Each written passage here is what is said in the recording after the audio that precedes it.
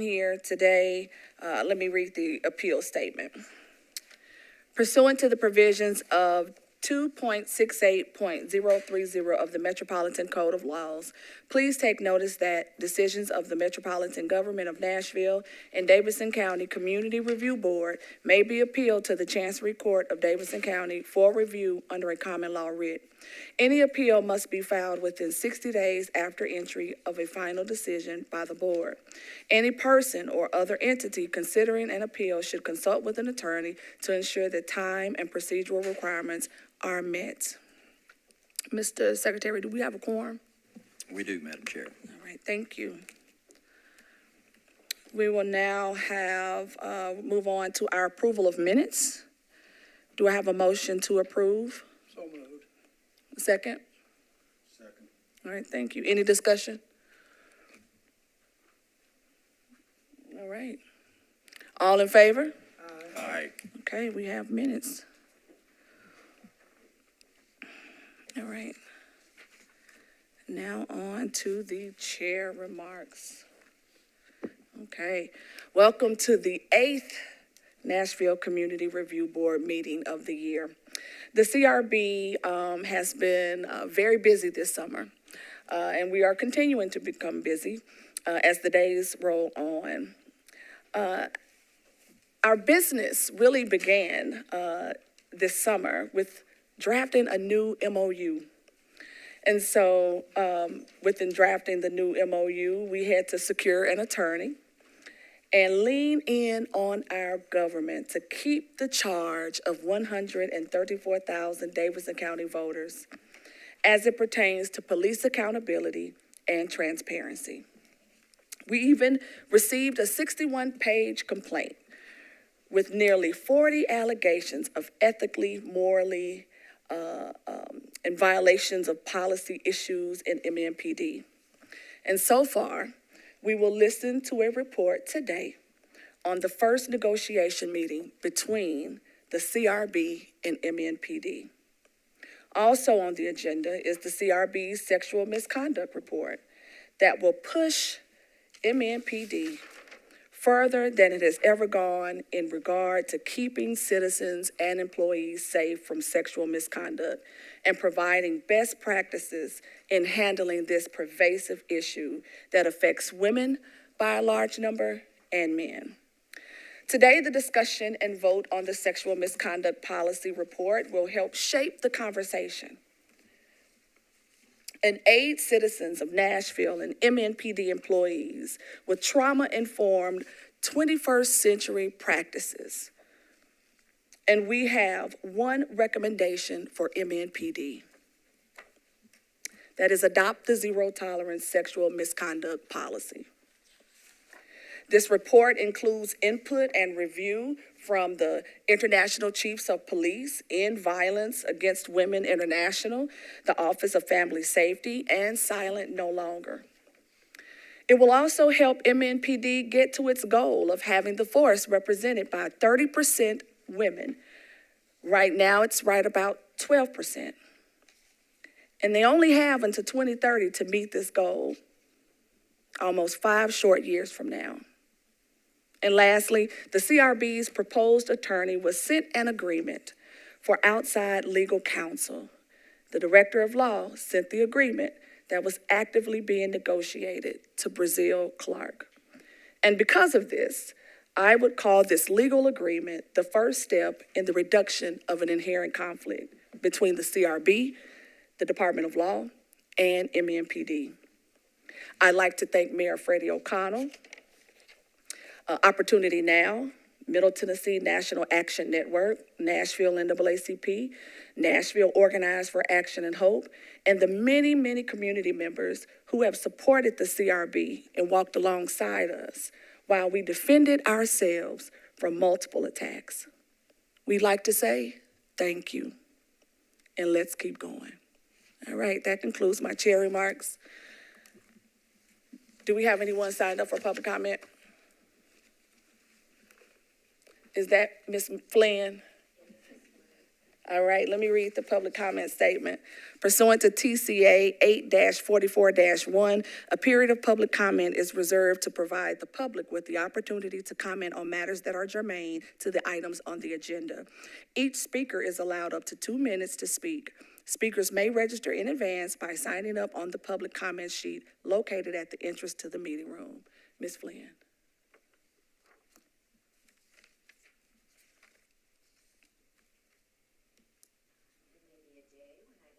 Turn your microphone on, Ms. Flynn. Switch.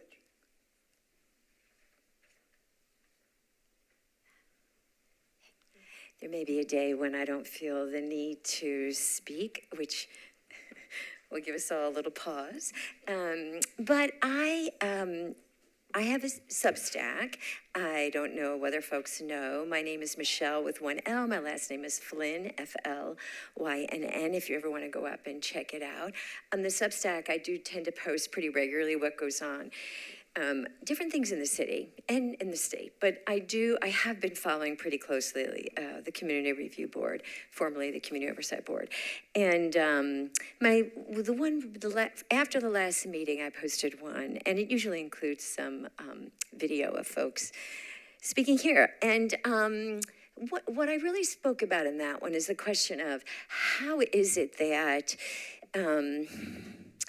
we can move forward as a city when it has taken 4 years since Silent no longer put forward the report about the sexual violations that are happening at the police department and no action's been taken. And here, wonderfully, there's a report that's coming forward through to the Community Review Board, and I know there's some goal on the part of the department to increase the number of women that are part of the police force. But there's not a single woman that I know or who would come to me that I would recommend to go work for this police department.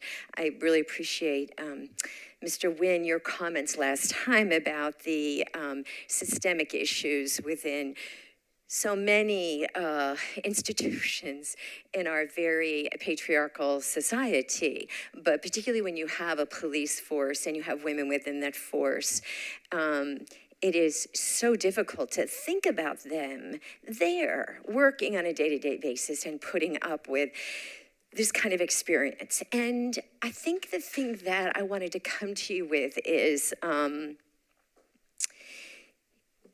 some statistics. I just want to read these statistics into this record because there's few women in this room who've not experienced sexual intimidation, sexual assault, sexual misconduct on the part of the men in a variety of places in our lives. And it tends to be more so when you're known by the perpetrator. Do you understand what I'm saying? The stranger on stranger is not the predominant. It's actually when you know people. There's this sense of the okayness of that. So I just want to remind everyone that unless we get the backs of these officers, women in this community will not feel safe, because women, police officers, if they don't think they can go out into the street having reported this violence against them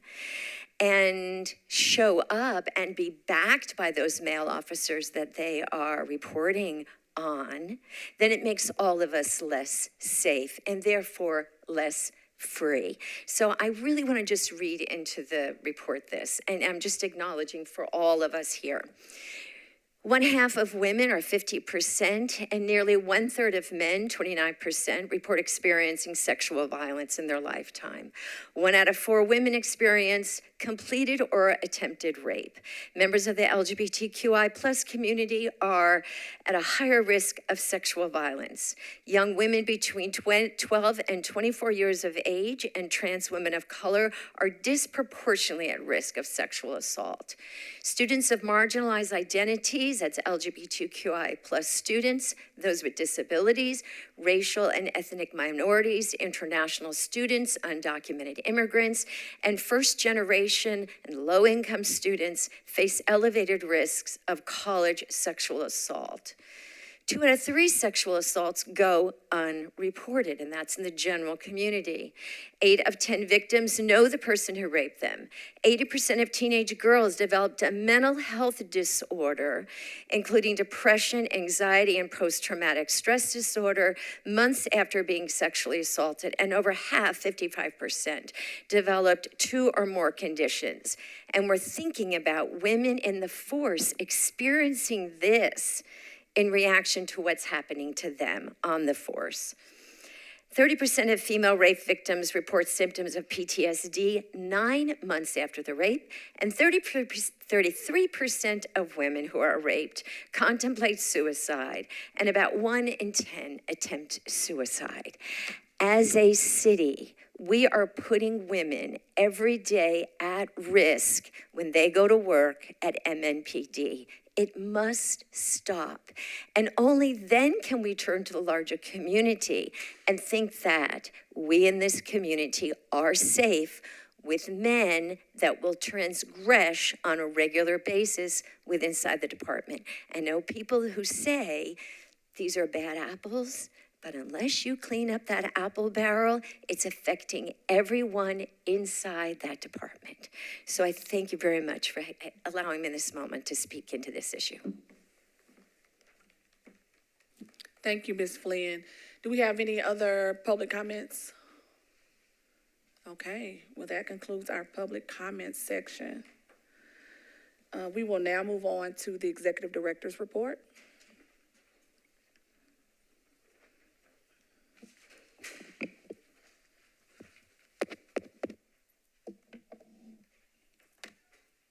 Good afternoon. Can you hear me? Okay.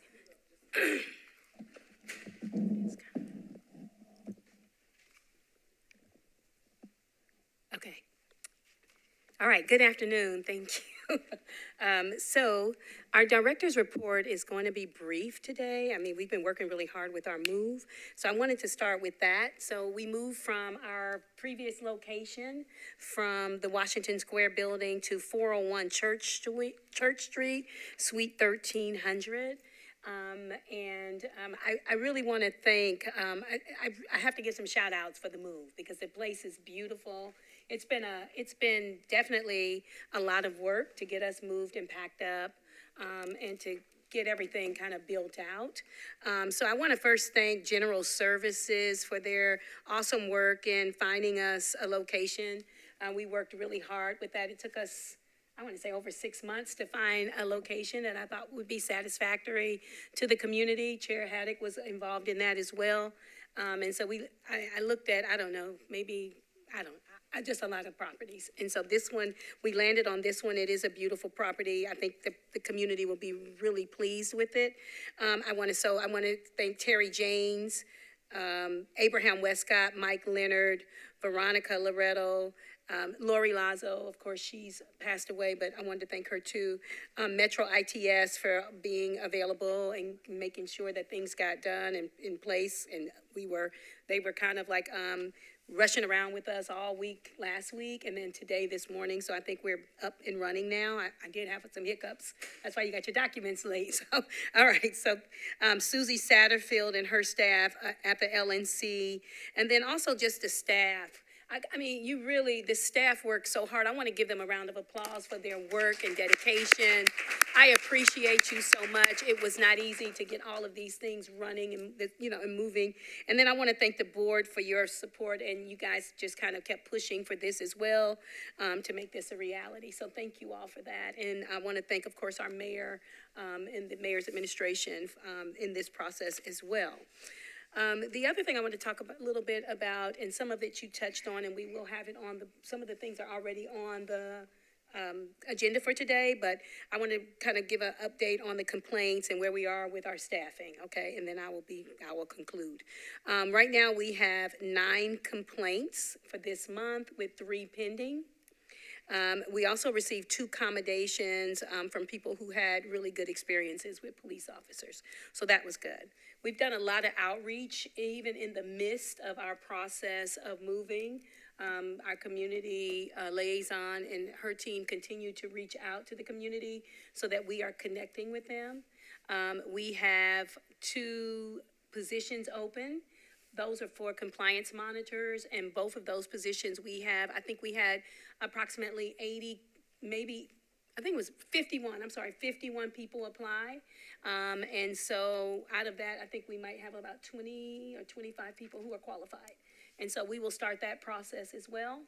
And we are tomorrow for this report, for the sexual misconduct report, we will be presenting to the council's Women Caucus tomorrow at 5 o'clock. And so you guys can tune into that to talk to the Women Caucus about sexual misconduct in our police department.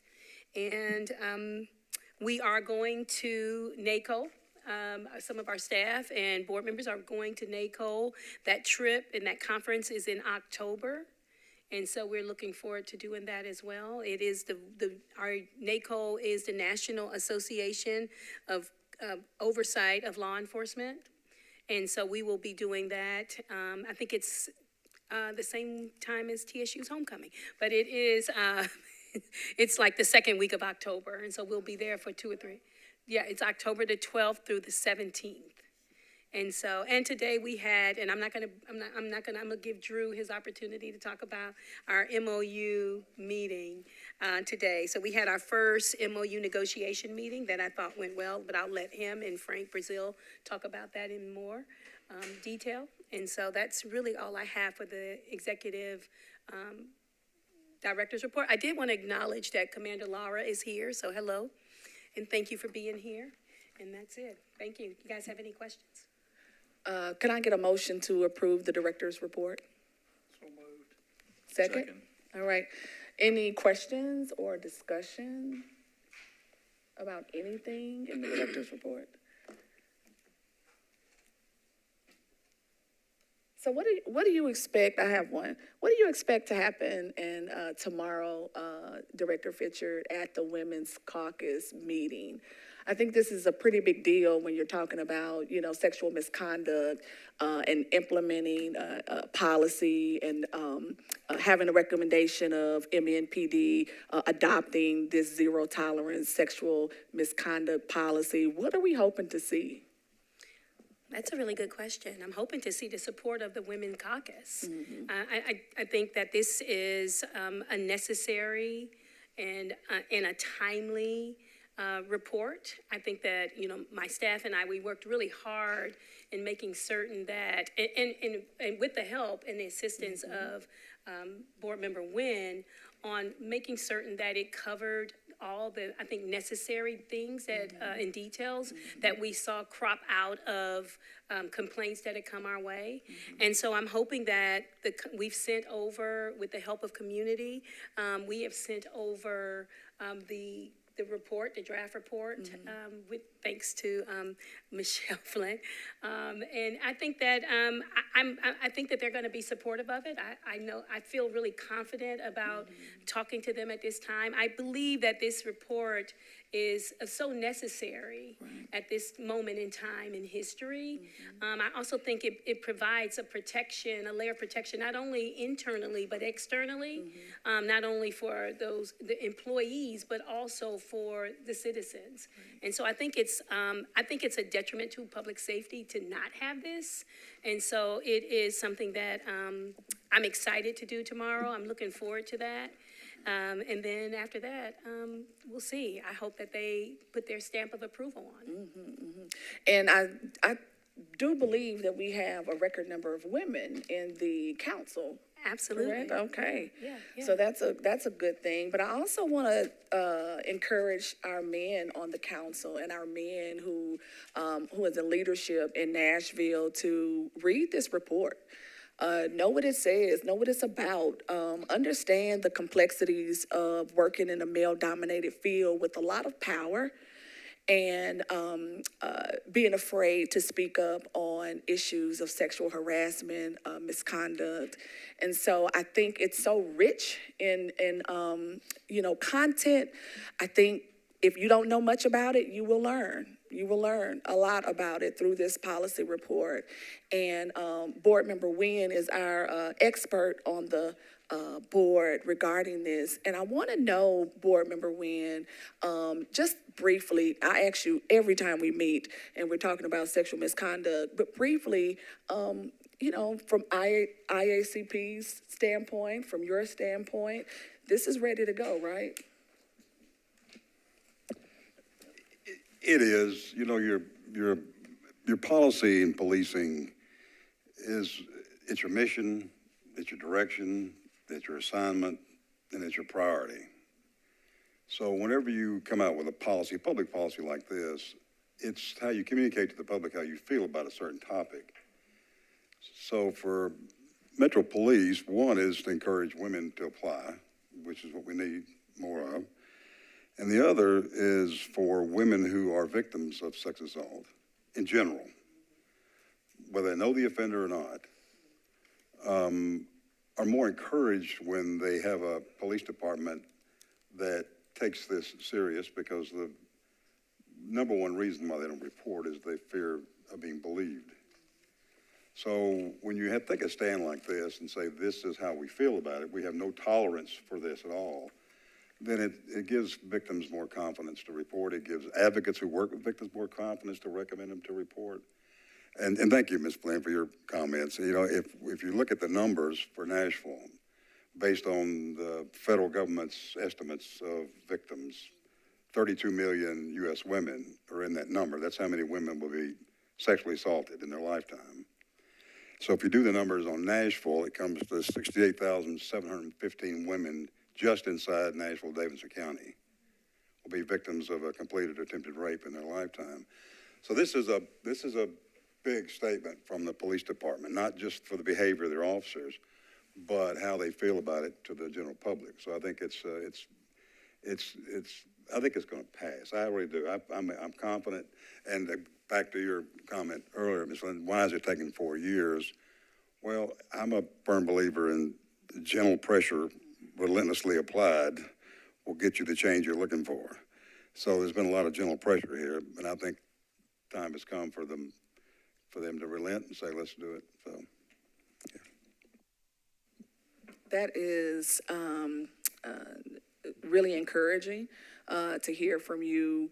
Not the statistic about 68,000 Nashville women, right?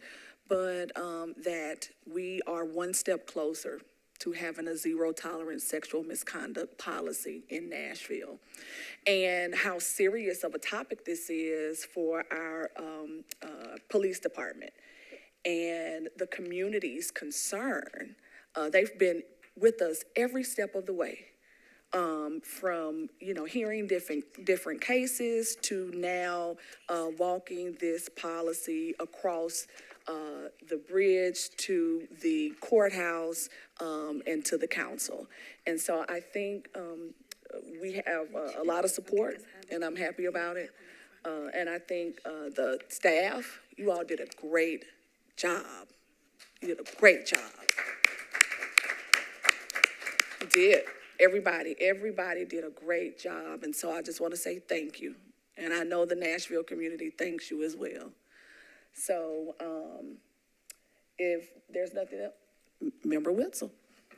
Hey, I want to thank our chair for even for stressing the importance of men reading that report, because I think far too often we ask those who have been oppressed, of those who have been victims, to be the ones to undo the harm. And so, it takes all of us, but I definitely feel like that men should make sure that we are doing our part into ensuring that this type of thing stops. I'm going to pivot. I have a question for our ED. I want to make sure I heard this correctly. You said that there were 3 calls or 3 maybe emails or something where people reported positive exchanges with the police, and I would be curious to know just what one of those exchanges entailed, if you would be so kind as to share. Sure. Let me pull it up for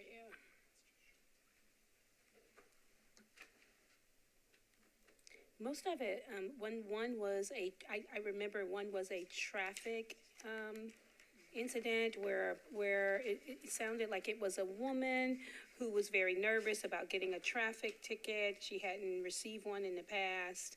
And so she said the officer was very kind. Of course, he still wrote her a ticket. So that was one of them, but I'm gonna pull them up. I'm having some computer issues here. Hold on, let me pull it. I can read it to you into the record. Usually when these commendations come in, what we've been doing is sending them over to the precinct where the officer is assigned, so that the commander or whoever the lieutenant is can make certain that that information is placed in an officer's personnel file. So I'm going to read one into the record for you. This one says,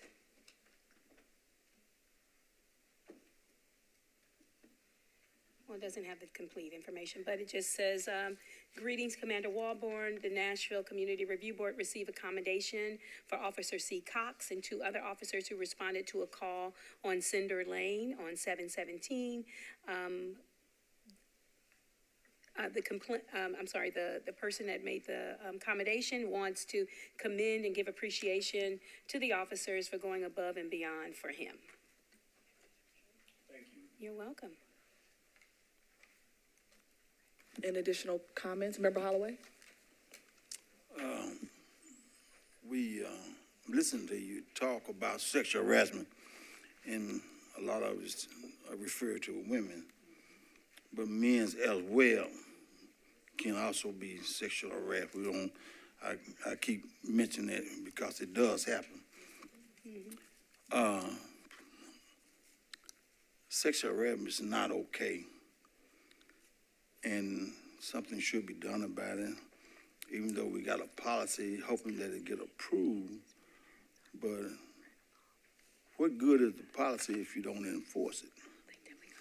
And the problem I've seen across the nation, you got rank and file just as guilty, chief, assistant chief, major, or what have you.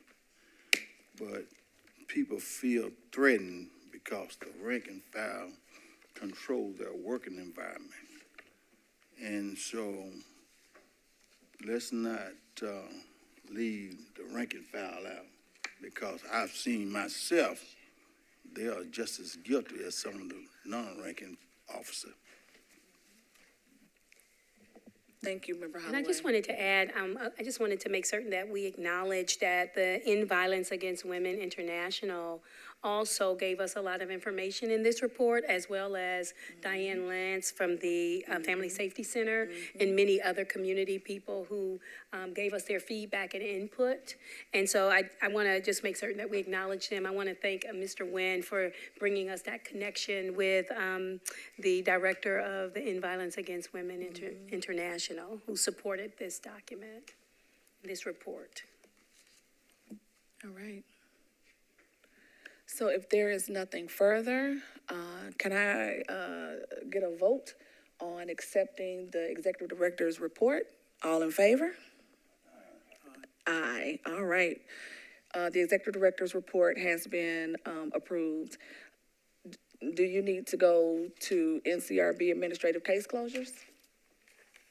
Yes, yes. So I want to apologize in advance for getting these to you all late. We've had some technology problems, and then when we got them, we wanted to make certain that everything was correct. And so we don't have copies for you. I did send them to you. So how we're going to do this, because you don't have them in front of you, is I'm going to read them. We have 4 administrative case closures, and then you will get an opportunity to look at them alongside. If you have your, because the one that came with the documents, we revised it because I forgot to put the signature lines on it for the chair, and so we've fixed that snafu. And these are cases that went through some type of closure, and there's a host of reasons why cases get closed, and you'll hear that. And then you all it's 4 cases today. We had more ready, but I wanted to start with these 4. And then I want you all to take a look at the report and see if you have some good feedback for it. So I'm going to read them. The compliance monitors are here for any questions if you have on their particular cases. And if you're ready, I'll begin. All right. So we call these reports a Community Review Compliance Report. This is an administrative closure, NCRB CC 2023-024. The summary of the complaint allegation is on October the 26th, 2023. Mr. Joseph Mitchell, who's a complainant, contacted the Nashville Community Review Board via a web submission. The complainant stated that on 10/26/23, his daughter contacted the non-emergency police line after her car was broken into. She was told that an officer would come to the scene to complete a report and take fingerprints. The complainant filed a complaint with the NCRB stating that the officers failed to respond to the scene, failed to complete an incident report, and failed to collect fingerprints. This was policy violation based on that particular exchange, MMPD manual 15.10.010A, failure to provide service. The timeline here is the complaint received on November the 2nd, 2023. The complaint was assigned in December of 2023. Statements obtained from the complainant, we were unable to contact. The referral was sent over December the 27th, 2023. OPA report completed on January the 29th, 2024. The OPA report was sent to the NCRB on January the 30th, 2024. Then we made some records request, and we received the records from MMPD and DEC February the 21st of 2024. The review of OPA findings on January 29, 2024, Sergeant Ted Woosley emailed complainant requesting him to provide more information to assist with his complaint. According to the sergeant, there was no response from the complainant, and without additional information, an investigation could not be completed. The sergeant closed the complaint as a matter of record and advised that should the complainant make contact with OPA or NCRB and provide more details, the matter can be opened and reviewed. The OPA report was completed and sent to NCRB on May 5th, 2024. On February the 15th, 2024, this is the compliance monitor findings.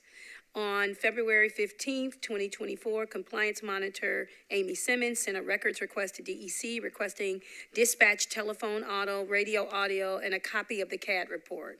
On February the 21st, 2024, NCRB received a dispatch telephone, radio, audio, and a CAD report relating to the incident.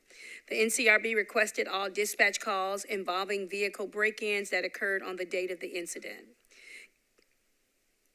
Compliance monitor reviewed all dispatch calls for vehicle break-ins that occurred on 10/26/2023. It was reported by the complainant that his daughter contacted the non-emergency dispatch line. After reviewing all calls, the complainant's daughter was not identified. On February the 28th, Compliance Monitor Simmons sent an email to E.D. Fitchard requesting this complaint be administratively closed due to the inability to identify the complainant.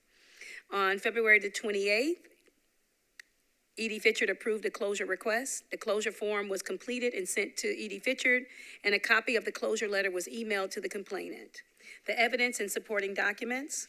The compliance monitor received the investigative file, and it contained the following information, which was carefully reviewed. ECC CAD report, the ECC telephone audio, the ECC radio audio, the ECC CAD report, the OPA investigation report. Compliance monitor conclusion. The complaint was closed as a matter of record by OPA due to the inability to contact the complainant. On January the 29th, 2024, Sergeant Ted Woosley emailed the complainant requesting him to provide more information to assist with his complaint. According to Sergeant Woosley, no response was received from the complainant. Without additional information, an investigation cannot be completed. NCRB attempted to identify the complainant's daughter by researching dispatch vehicle break-in calls that occurred on the date of the incident. However, the complainant's daughter was not identified. NCRB is in agreement that the complaint shall be closed due to the inability to contact the complainant. The OPA investigation, the Executive Director recommendation. The OPA investigation is satisfactory. However, the NCRB recommends that OPA provide specific dates and times when attempting to contact complainants and those outcomes. And that is the conclusion of the report. And I'll take any feedback or questions. Okay, before we do that, can I get a motion to approve, this, recommendation from the executive director? So moved. Second? All right, Member Goddard. Just one quick clarifying question. On your executive director recommendation, Edie Fitchard, are you suggesting going forward that they provide the specific information about attempts, not that they provide for this one? That's correct. Okay, just clarifying. That's fine. I have a question. So the complaint was received by the complainant was the father, and the problem was we couldn't find the actual incident in the records. That's correct. Okay, and so when, and no one has ever spoken to Mr. Mitchell again? He wouldn't respond to contacts. Okay, all right. That's all I have.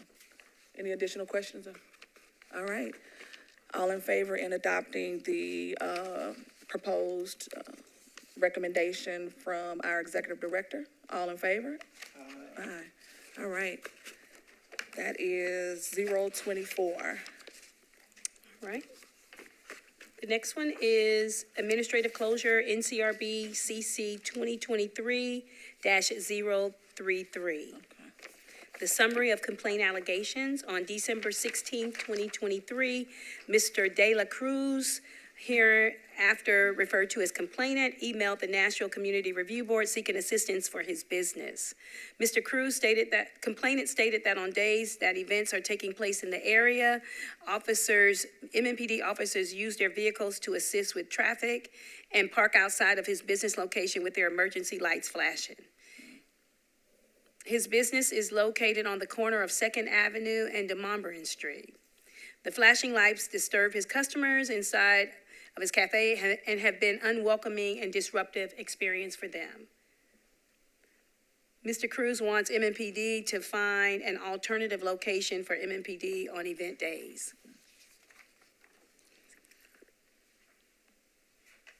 Excuse me for one moment. Mm-hmm.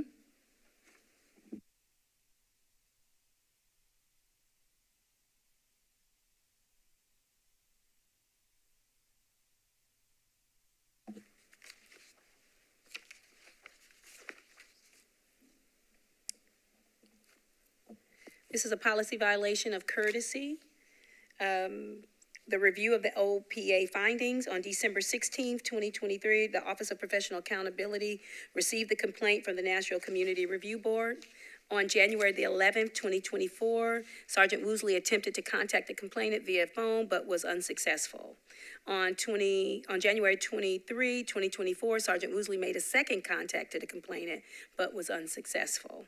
On January 23, 2024, Sergeant Woosley sent an email for assistance to Lieutenant Mackle because he stated that he believed this was not a complaint against an officer, but a request for assistance. On January the 29th, 2024, Lieutenant Mackle successfully contacted the complainant with a solution that would assist with ensuring that his customers were not disturbed on event days. On January 29th, 2024, the Office of Professional Accountability closed the complaint as a matter of record. Compliance Monitor findings. On March 5th, 2024, Compliance Monitor Kayla Pillow contacted complainant by phone to confirm that he was in consensus with the efforts made by MMPD to resolve the issues he was experiencing outside his business on event days. The contact was unsuccessful. On March the 8th, 2024, the Compliance Monitor made another attempt to contact the complainant by phone, and the contact was unsuccessful. On May 23rd, 2024, the Compliance Monitor submitted an administrative closure request to Edie Fitchard for review, and on June 7th, Edie Fitchard approved an administrative closure request. Evidence and supporting documents. On January 30th, 2024, the Compliance Monitor received the investigative file, and it contained the following information, which was carefully reviewed. The OPA initial complaint summary and the NCRB 2 OPA, the initial referral form. The compliance monitor's conclusion, the Office of Professional Accountability and complainant came to an agreement regarding MPD being in front of his building on event days, and the case was closed as a matter of record. The complainant could not be reached to confirm his satisfaction with the agreement from OPA. The Executive Director recommendation. Although the OPA investigation or matter of record is satisfactory, the Executive Director recommends that OPA provide all files reviewed for their investigation and any documents that are referred to as an electronic attachment or a link. The NCRB compliance monitor shall be given access to the link, or OPA provide hard copies of the documents with the file. That concludes NCRB CC 2023-033. Can I Any get a questions? motion to approve this report, written recommendation? So moved. Second? Do you have any questions? I have one. How many times, Director Fisher, will the compliance monitor contact the complainant? Well, we just changed our SOPs to say like about 5 times. Okay.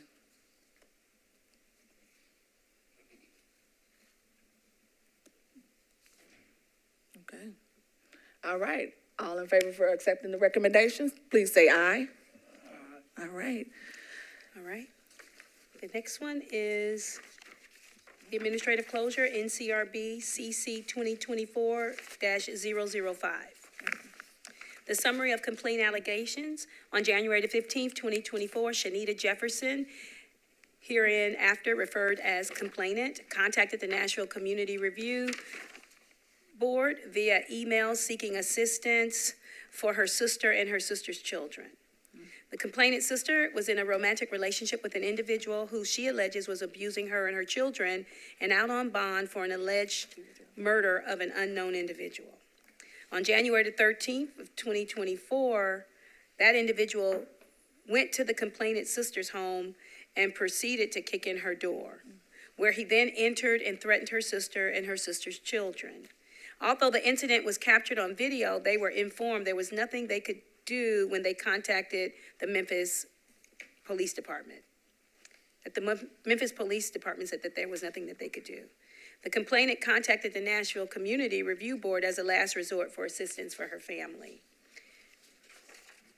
And just for the record, this case should have not been a case for us, but I'll continue to read. The review of the OPA findings, there were no findings available from the OPA as the case was never referred to them to investigate. And however, we were still in our new processes, and so this case was given a case number. Okay. All right, so that's why we're here. So, compliance monitor findings on January the 18th, compliance monitor April Williams, who is no longer with us, contacted the complainant for follow-up regarding her complaint. And while speaking with the complainant, it was revealed that she resides in the city of Memphis and her complaint is against the Memphis Police Department. Because of this revelation, the complainant was informed that her complaint was outside of our jurisdiction and we would not be able to assist her further. She was provided the contact information for the Memphis Law Enforcement Review Board to file her complaint. So there was the administrative process where when the case was transferred to Compliance Monitor Pillow, she submitted an administrative closure request to the ED for review. On August the 2nd, ED Fitchett approved the administrative closure request, and an official administrative closure form was emailed to the complainant. There was no additional evidence or supporting documents. And in conclusion, this complaint was closed as it was determined that the case falls outside of our jurisdiction. And that was the executive director's recommendation. And that concludes this case. All right. Do we accept the executive director's recommendation? So moved. Thank you. Do we have any questions or comments? All right, No? and our final. All right, all in favor? All right. Our final case is administrative closure NCRB CC 2024-050. The summary of complaint allegations on May 29th, 2024, Mr. Cole Futet, hereafter referred to as complainant, contacted the Nashville Community Review Board via a phone call to make a complaint that officers failed to respond to the scene, failed to complete an incident report, failed to investigate his case, and collect evidence, fingerprint evidence. The complainant stated that he was helping a friend whose apartment was being burglarized. While waiting for the police to arrive, he flagged down an MMPD officer in a marked car on East Thompson Lane. The complainant stated that he had a negative interaction with the officer because he was not assisted to the complainant's satisfaction, and alleges that the officer yelled, screamed, and used profanity towards him. The complainant stated that the officer told him that the incident location should be handled by the Hermitage Precinct because it is not a part of his coverage area. The complainant alleges the officer left him stranded with no help or solution for safety. The policy violations would be failure to provide service, profanity, deficient or inefficient performance of duties, and courtesy. The review, this case, just so that you know up front, this case was not forwarded to OPA because the verification of the complaint was not confirmed. The complainant would not respond back. That was a submission online, and we tried to reach out. The complainant, through phone, text, and email, never followed back up. Our new processes are that even if that happens, we're just gonna send them over to OPA. Okay. So that they can try to reach the complainant. Okay. I mean, it was just, he just had very small, limited information, no address, just text, email, and phone. Okay. All right? And so he was, they tried to reach out to him on 5:30, 6:04, 6:05, and 6:07. And all the contacts were unsuccessful. On June the 11th, the compliance monitor withdrew the complaint due to no contact with the complainant, and the case was submitted for an administrative closure request to the ED, which the ED approved on June 13th, and a closure letter was sent to the complainant via email. And the executive director recommendation, the complainant in this case reached out to NCRB for assistance.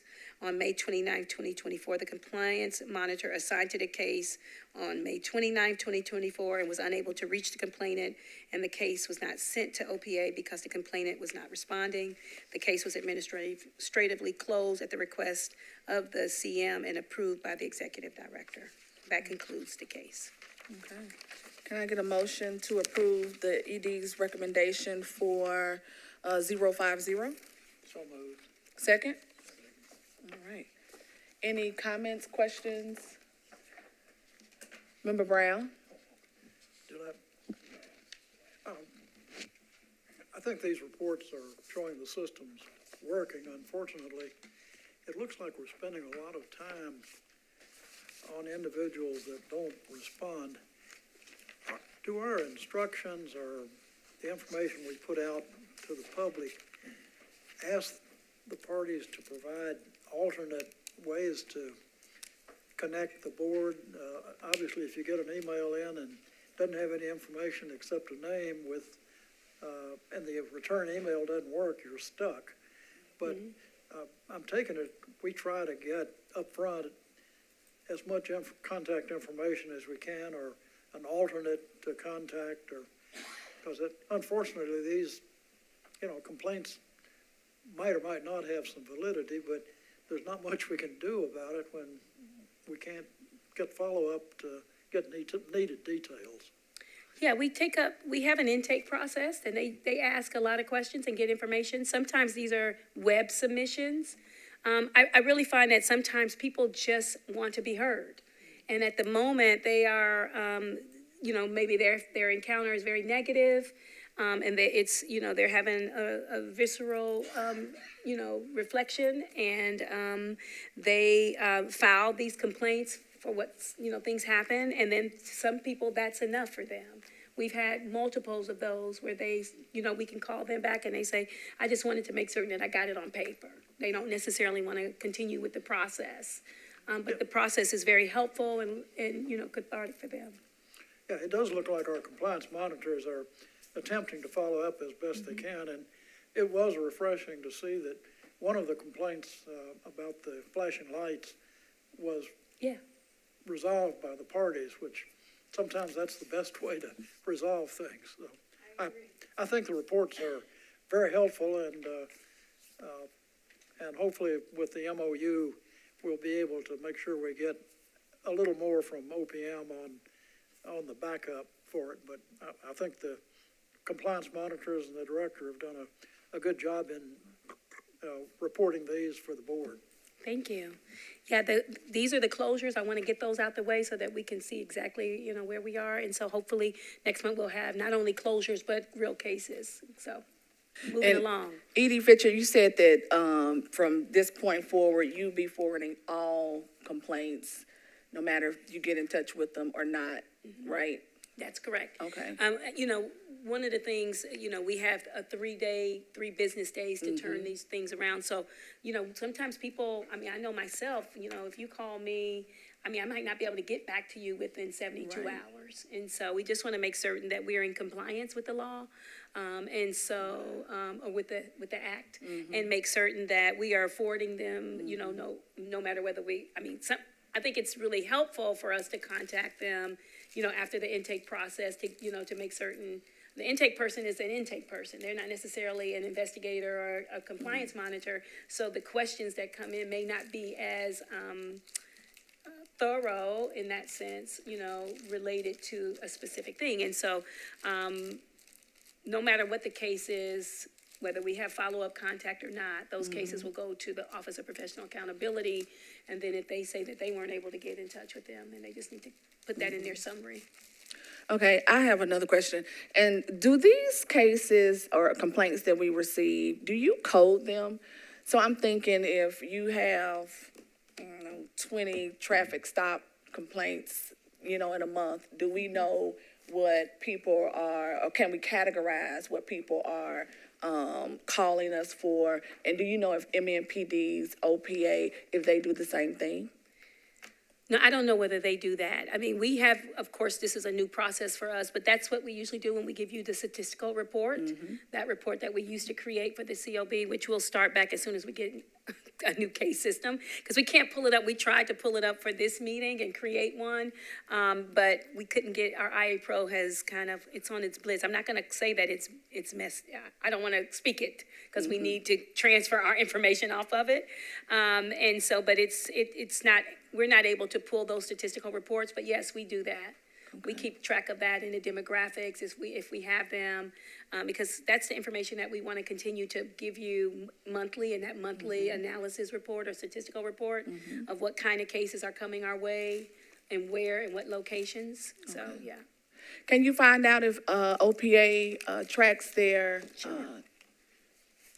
You don't know. Okay. We'll find out, so we'll know, and, we'll be able to compare, metrics. Yes. Okay. All right, did we approve that? Member Holloway? I think what you're really looking at, as how you want to code it was a minor offense, 1, 2, or 3, or was it aggravated, I think that's what you're trying to look at. But anyway, these reports is showing that it's a paper trail. It's a documentation that the police department or the city could look at and say, this is how we handled the case. We did look at it. If they say, well, I never got any response from anybody, they never called me, and all they got to do is go through the files, say, this is the report, this is how we handled it, and it's a paper trail. So it can cover us, cover the city.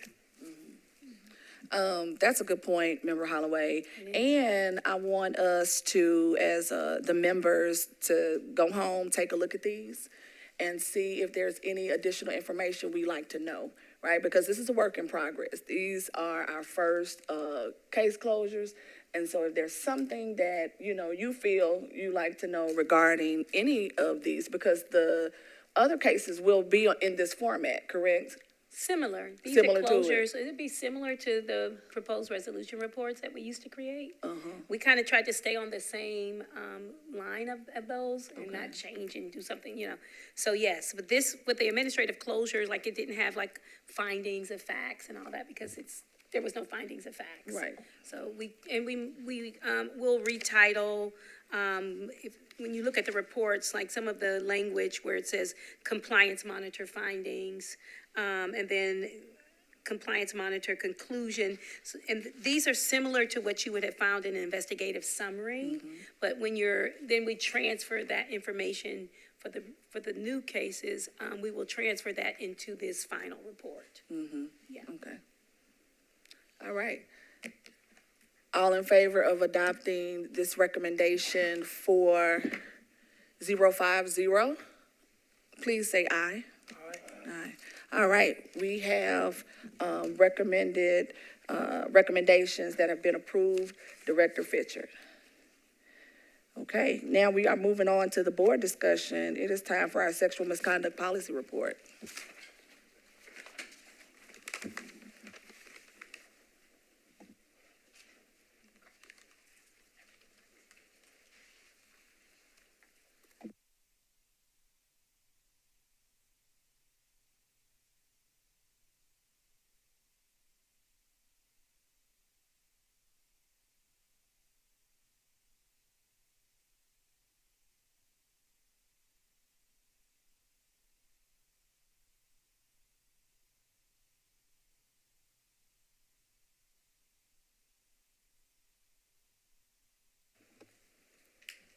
Hello, everybody.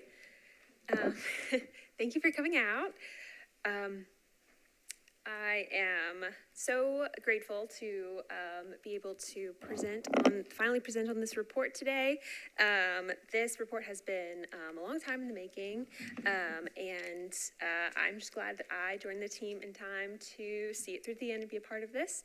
And so.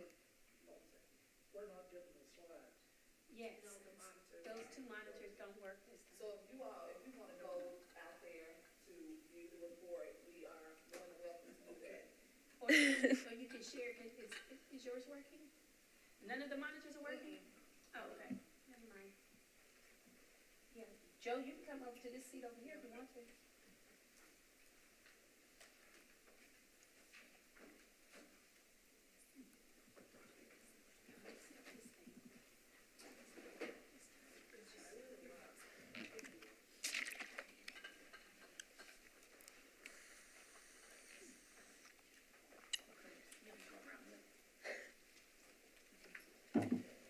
You can go ahead and. Okay. Oh, actually, I can see the time right here. All right. And so in this presentation, I'm just going to introduce this topic to everybody and make sure everybody is on the same page with what we mean when we talk about police sexual misconduct. Give a little bit of background into the historical and empirical context of this report. And then my colleague Dylan, our policy analyst, will overview the policy for us and wrap everything up. And so we like to provide, in case we have some acronyms incorporated throughout the presentation, we like to provide a general overview. For instance, OPA stands for the Office of Professional Accountability. If we have SAC in there, that refers to the Sexual Assault Center. And so just a quick overview in case there's anything in there that is not super clear while I speak. And so, as I said, I'm grateful to be able to present this work to you all. This has been the work of many different members of the research team over the last couple of years, not just myself and Dylan.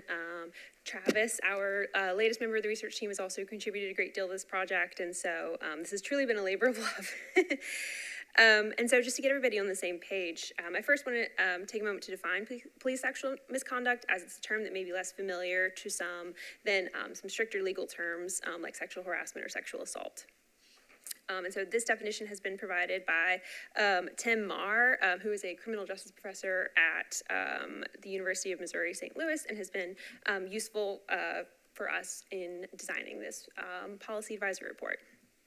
And so this definition defines police sexual misconduct as behavior by an officer that takes advantage of the officer's position in law enforcement to misuse authority and power in order to commit a sexual act, initiate sexual contact with another person, respond to a perceived sexually motivated cue from another person, and includes any communication or behavior by an officer that would likely be construed as lewd, lascivious, inappropriate, or conduct unbecoming of an officer.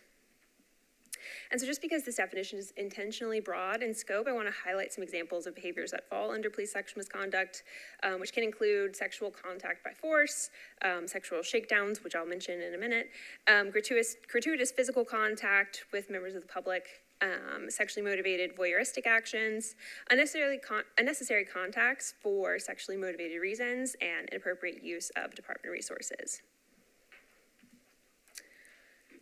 So we can see in this definition that a key element of this issue is the abuse of power and authority granted to law enforcement officers.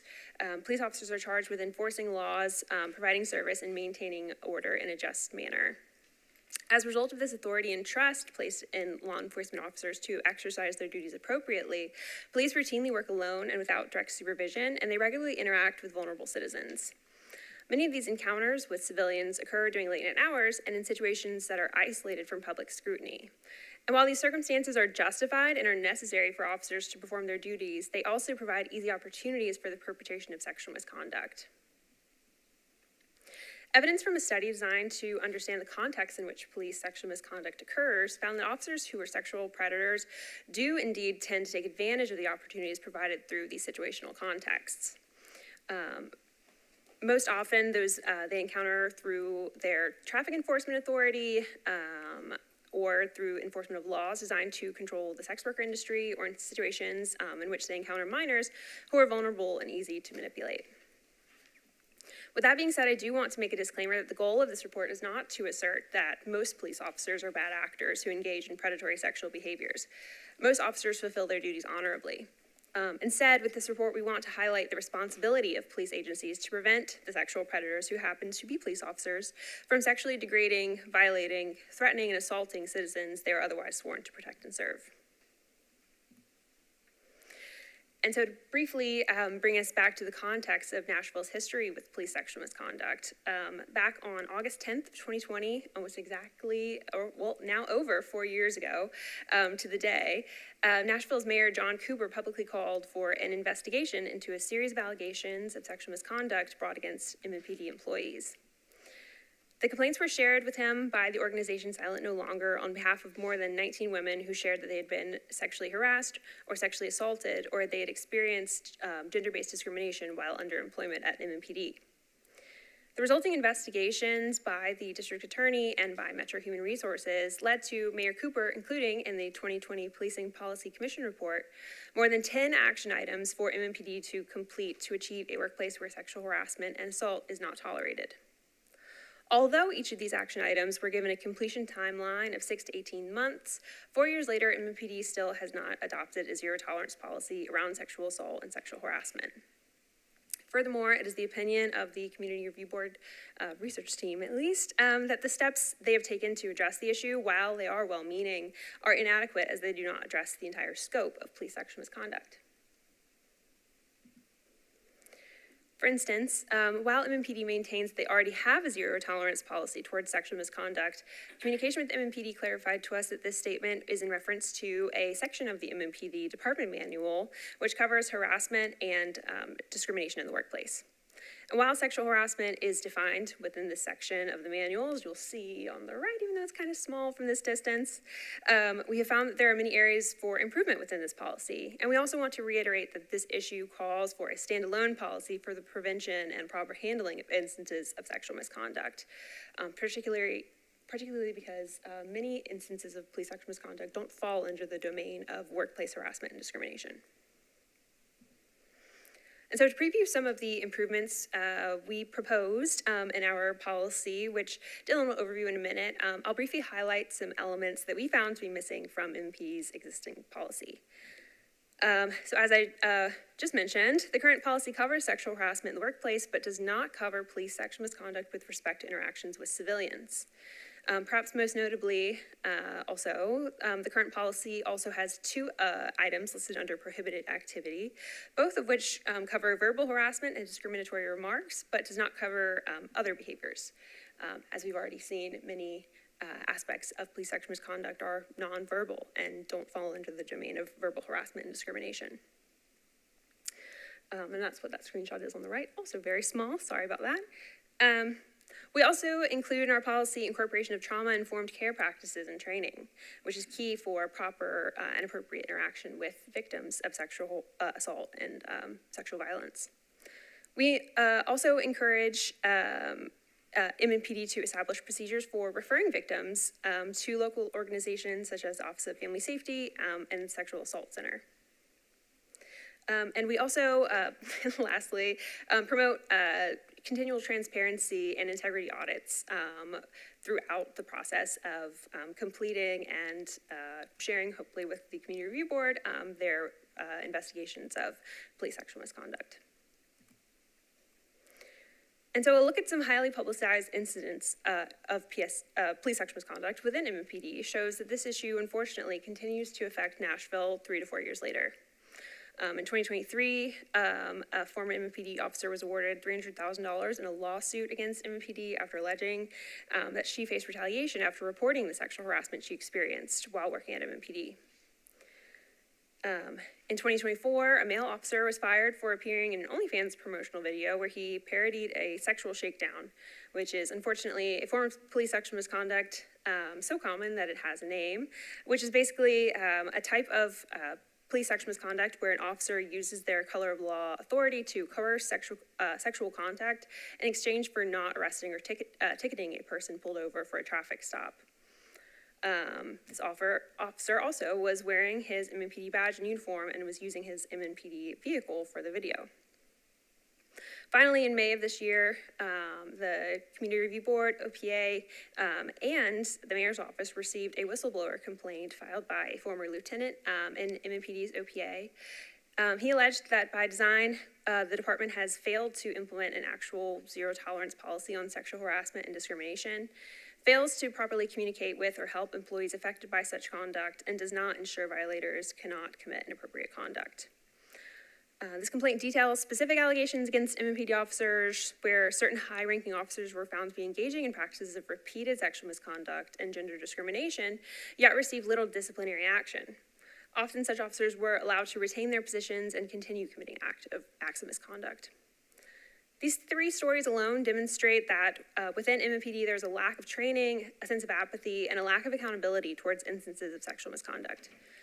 Overall, this conduct is not representative of a workplace that shows zero tolerance towards police sexual misconduct. However, police sexual misconduct, it should be said, is not a problem unique to Nashville. Police departments across Tennessee have a history of police sexual misconduct and failing to appropriately handle sexual assault cases on behalf of civilians. In fact, by adopting this zero-tolerance sexual misconduct policy, MNPD would be a trailblazer for police departments across Tennessee and across the South, and could help raise national standards in policing. On a national scale, a study by the Associated Press found that roughly 1,000 officers lost their badges due to sexual misconduct violations in a 6-year period. And a database compiled by the Buffalo News reported that a law enforcement official was caught in a case of sexual abuse or misconduct at least every 5 days over the course of 2005 to 2015. Finally, I want to note that assessing the prevalence of police sexual misconduct is extremely difficult. Sexual assault is by far the most underreported violent crime in our country, with only about 23% of sexual assaults being reported to the police. Victims of police sexual misconduct may be especially unlikely to report their experiences as they may feel less safe going to the police to tell their story. As a result of the underreporting of police sexual misconduct, much of what we do know comes from publicized arrest reports from some of the most violent incidences. So at this point, I should state, given what's on the screen, that most instances of police sexual misconduct, while also reprehensible, tend to be less severe, non-violent instances of harassment and abuse of resources for sexually motivated reasons. Nevertheless, the studies of repeated offenders in police sexual violence demonstrate how vulnerable citizens pay the price when police agencies fail to adequately deal with officers who engage in police sexual violence. Rather shockingly, a study of 106 cases of police sexual violence found that 41.5% of such cases involved a repeat offender, and the repeat offenders accounted for 72% of all victimizations included in the study.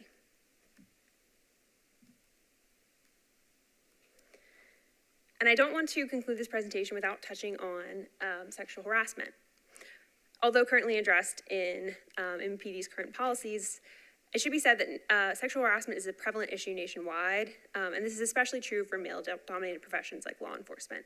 A closer look at studies trying to understand the scope of this issue within police departments demonstrates that although sexual harassment disproportionately affects female officers, a significant percentage of male officers appear to be affected as well. However, we present these statistics with the caveat that officers also tend to underreport their experiences of sexual harassment. In addition to the fears of all individuals who refrain from reporting their encounters with sexual harassment and sexual assault, female police officers also fear consequences of reporting on a colleague and continuing to work in an office with a culture historically known for its blue wall of silence.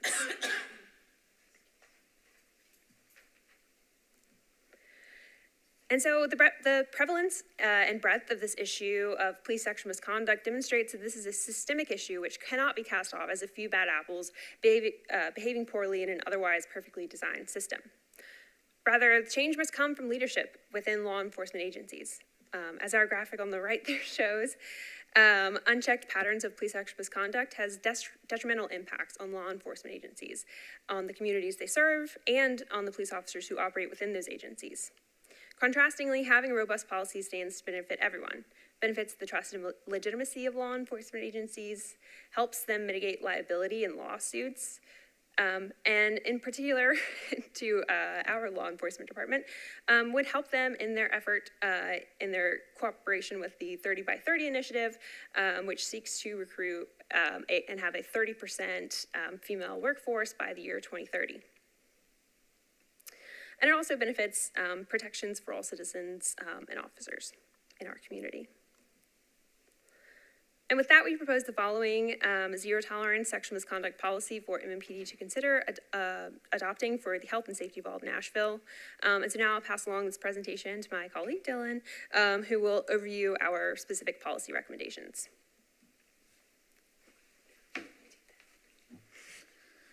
All right, thank you, Ansley. So now we'll move into the policy section of this policy proposal. So this is a brief overview of what we'll be talking about tonight. Our policy focuses on these 12 main aspects of what a good high-level police sexual misconduct policy should look like. So we'll start with purpose, then go into legal standing, victim rights, prohibitions, preventions, procedures for investigating sexual misconduct, alternative options to reporting sexual misconduct, retaliation, training, recruitment, auditing, and finally, collaboration with external organizations. So to begin, the purpose of this report is to eliminate any instances of sexual misconduct within MNPD to protect both the Nashville community and our officers within MNPD. Like Ansley mentioned before, this is especially relevant as MNPD tries to obtain a 30% female workforce by 2030. And while female officers are not the only victims of sexual misconduct, they are a disproportionate percentage of the victims of it. But this policy is still to protect all officers, regardless of gender, demographic, race, etc. It's also to focus MNPD's approach on addressing the victims of police sexual misconduct to center around victims using trauma-informed practices. And finally, like Ansley mentioned before, it's to meet former Mayor Cooper's 2020 Policing Policies Commission's recommendation of creating a standalone zero-tolerance sexual misconduct policy. So to begin, the legal standing. In terms of federal laws, the main one we're looking at here is Title 18 of the United States Constitution, Section 242, which talks about acting under the color of law. This applies to all law enforcement personnel, and importantly, it talks about how while all on-duty conduct can also extend to off-duty contact as well. Especially if it involves using MNPD resources, vehicles, etc. Importantly, under Title 18 of the United States Constitution, consent is not an affirmative defense while acting under the color of law. So even if a sexual encounter is consensual, while one or both members are on duty, that encounter cannot be consensual in terms of Title 18. In terms of Tennessee laws, Of course, Tennessee laws adhere to federal laws, but even Tennessee has a list of statutory definitions of Tennessee sexual and violent sexual offenses with related codes. And this is important to our presentation because multiple codes within those standings relate specifically to law enforcement officers and authority figures. So that can be found in the Appendix B on the report once we put out the final report, pending board approval. All right, now moving into the policy itself, the first aspect we want to focus on are victim rights. So if any employee believes that they've been subject to sexual misconduct, that employee always has the right to file a complaint with MNPD or an alternative reporting source. Victims also have the rights to be treated with compassion, dignity, and respect, informed about services and resources, and walk through the process of reporting sexual misconduct. This includes being given the information for referral organizations, and it also includes being provided with a copy of this policy. They'll be assured confidentiality throughout this process, and they'll be ensured that MNPD will take necessary and reasonable action to prevent further contact with the subject of allegations for the victim. Now, we'll move on to prohibitions. So, the first aspect is any criminal conduct of a sexual nature. Engaging in sexual acts while on duty, once again, color of law prevents even consensual acts while on duty. Using MNPD property to engage in sexual misconduct, which can extend anywhere from vehicles, uniforms, guns, etc. Possessing or sending sexual inappropriate material while on duty.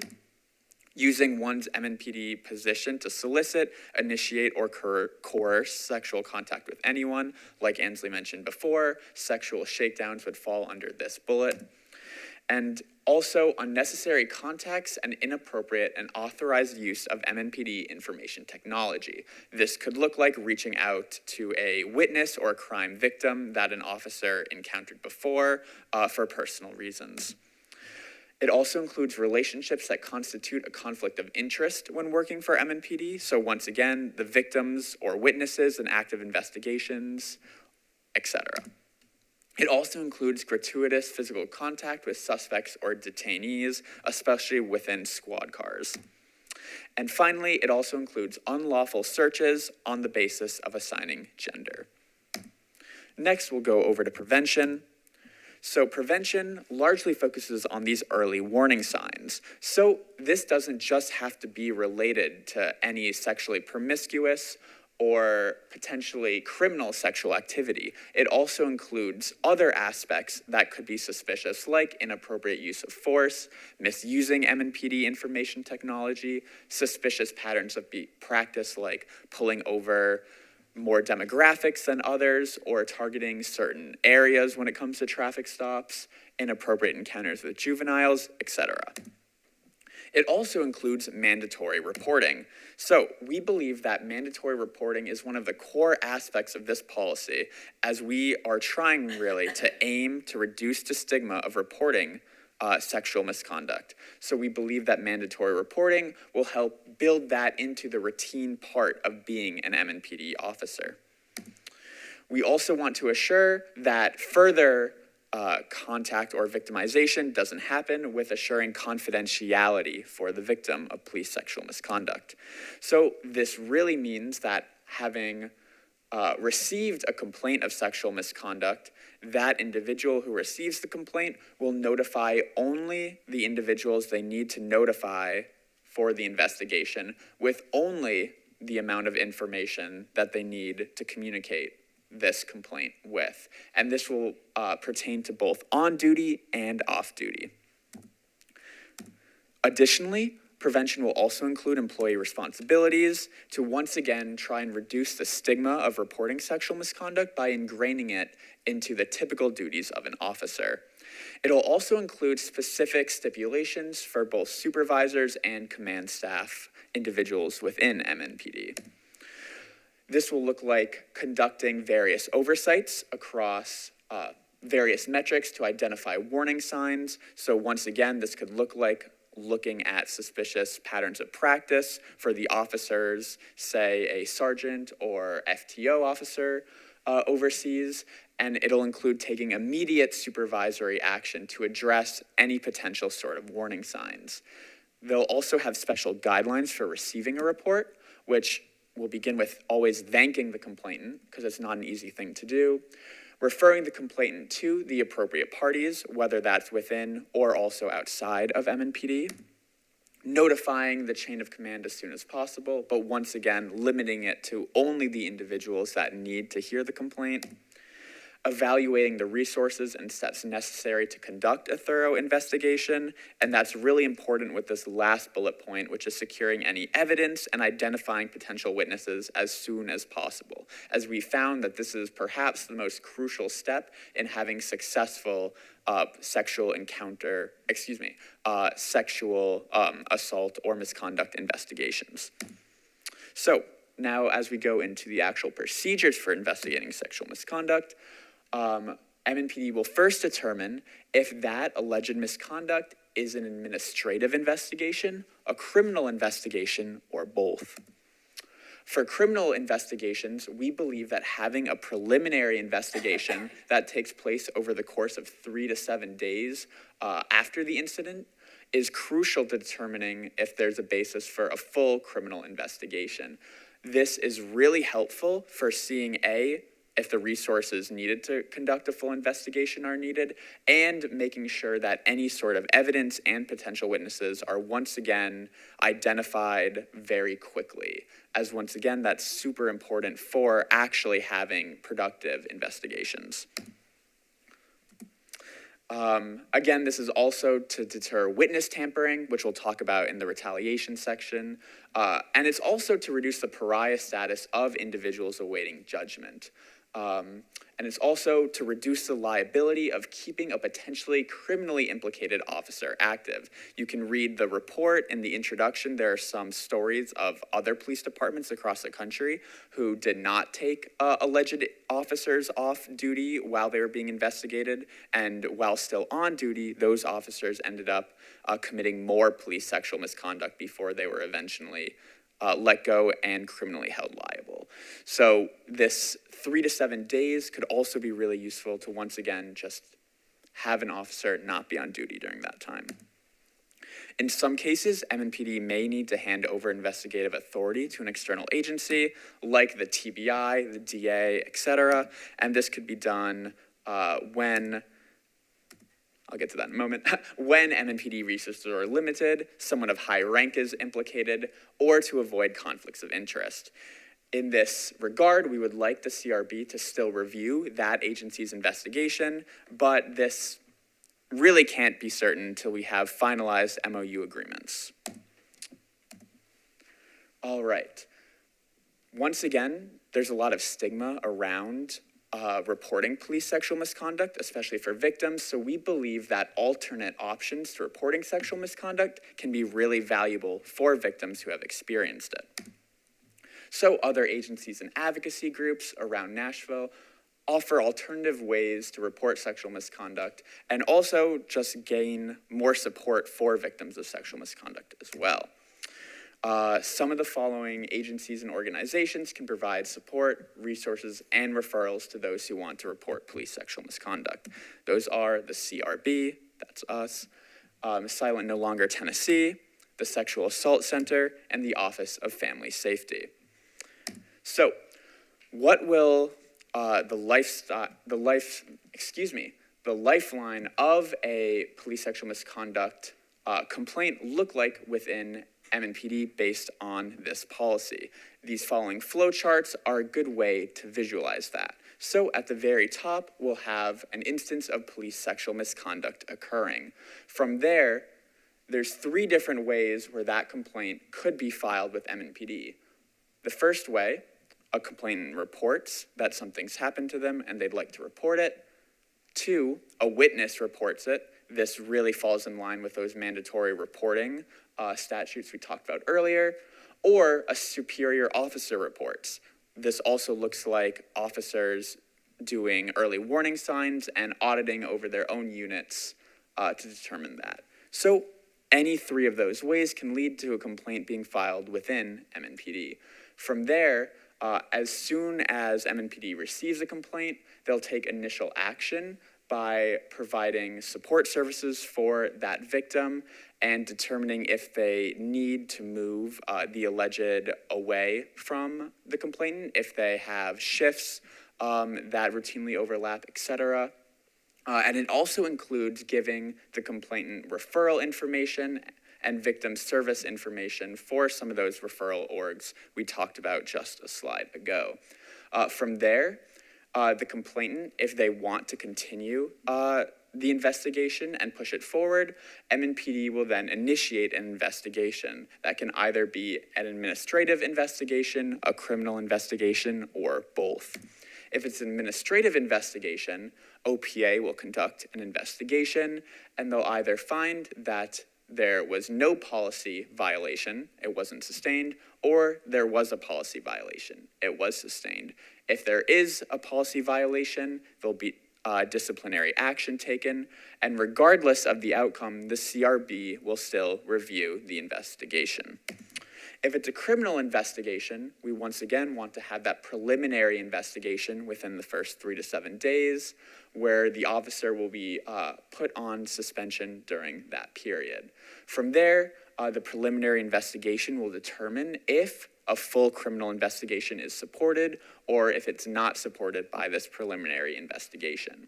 If it is supported, that full investigation will be done by MNPD, the DA, the TBI, or any combination thereof based on the case. And once that criminal case is closed, or if there is no support for a full criminal investigation, the CRB would still review that case.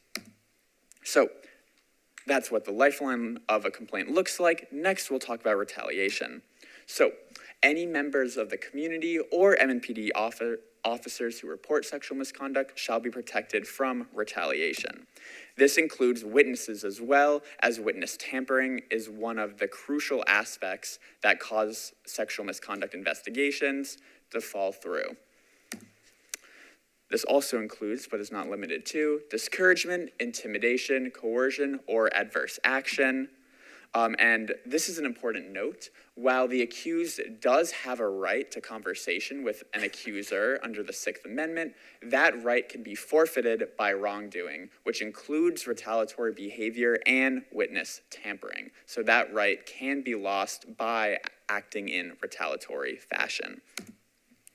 Any MNPD personnel found responsible for retaliatory behaviors will be subject to disciplinary action up to and including suspension, termination, and/or decertification. Next, we'll pivot over to training and recruitment. So for training, we really want to incorporate the following topics into required trainings for new and existing officers. Defining what police sexual misconduct is, what color of law is, and how those two fit together by using case examples of both on and off-duty violations. What predatory behavior and early warning signs could look like, what the responsibilities of a mandatory reporter are, and go through bias trainings that cover gender bias, toxic masculinity, and triggers of bias. Also, we want officers to be trained on the contents of this policy.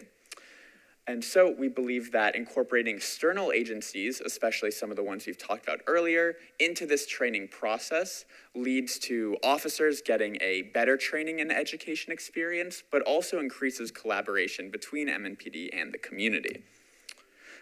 This was a practice that was more prevalent before 2020. The pandemic has reduced some aspects of this in current training, so we'd really like to bring that back with this policy. So next, with recruitment, we want to have thorough applicant screening for all new recruits and lateral transfers. That covers everywhere they have lived for their entire adult lives since they turned 18, as this is really important to having a thorough contextual screening of said applicant and identifying any instances of previous sexual misconduct or any warning signs that could lead to sexual misconduct in the future. We also want to incorporate the Harvard implicit bias test, as that is a really useful tool for identifying any sort of biases an officer might have that could lead to potential police sexual misconduct in the future. And we also want all disciplinary records from all previous departments checked for these aspects from lateral transfers. And finally, we want post-conditional offers of employment to include a psychological screening of all viable candidates with a no hire decision made for any indicators of abusive tendencies. And finally, we'll talk about auditing. For all incidences, we want a post-incident audit where OPA will maintain investigative files for sexual misconduct reporting with a de-identifiable number. This is once again really important for confidentiality, classification, status of the investigation, and administrative notifications from the intake process. An after-incident review will be conducted at the conclusion of every investigation, both administrative and criminal, by the CRB with the OPA. This will also include any case that is unfounded. Additionally, we want to do an annual integrity audit with MNPD. So we will collaborate on an annual integrity audit that will assess the quality of sexual misconduct investigations reviewed, recommend changes in policies and practices to curtail police sexual misconduct, and provide aggregate data on the investigations reviewed that will be uploaded to MNPD's data dashboard. And finally, we'll have collaboration with external organizations. Like I mentioned before, police sexual misconduct is severely underreported, so partnerships with advocacy organizations that specialize in sexual misconduct are crucial to making sure victims have the support and resources that they need. Again, local organizations that I think would be really valuable for victims of police sexual misconduct are the CRB, Silent No Longer Tennessee, the Sexual Assault Center, and the Office of Family Safety. Wrapping them into this policy as well, potentially with an MOU agreement between MNPD and them, can really just certify the role that these organizations have in making sure we provide all our community members and officers with the support they need when it comes to sexual misconduct. And finally, there's some next steps for this policy. The first is implementation. Like Director Fitchard mentioned before, we are meeting with the Women's Caucus tomorrow to talk about this policy. And we're also working on a press release plan that will go into effect pending board approval.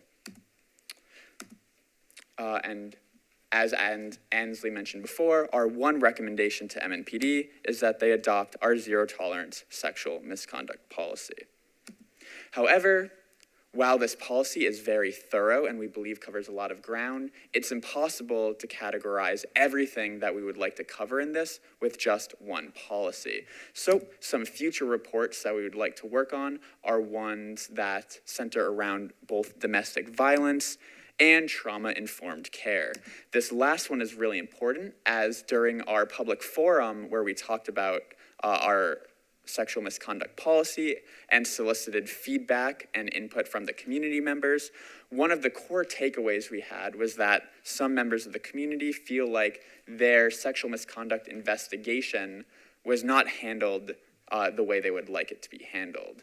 And so we believe that that is the core feature that we will focus a trauma-informed care policy on. So while it's not quite in this policy, we really want to work on that in the future. And yes, thank you all so much for listening. Do you have any questions?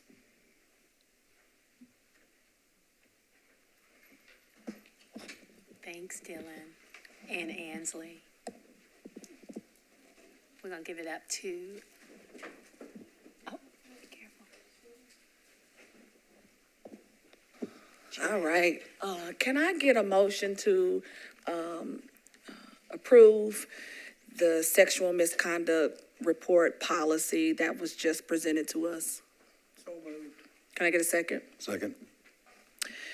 Do we have any comments or questions regarding this sexual misconduct policy report? Member Nguyen? I do. First of all, good job on this report. I've read it quite a few times, and it's been sent to the folks at Ending Violence Against Women International today for their final read and hopefully their endorsement, which I think they're going to do, which and to put this in the right frame, anything that they do at this organization is funded by the Department of Justice. And everything that they produce is vetted by the attorneys at the Department of Justice. So their guidance, and they have to do that because they can't accept federal funding unless they're approved. And it's true for IACP. All of the work at IACP that's done around gender-based violence is all funded by your tax dollars, which means it's also vetted by the Department of Justice. So it is the highest police standard that you can apply to this topic in the country.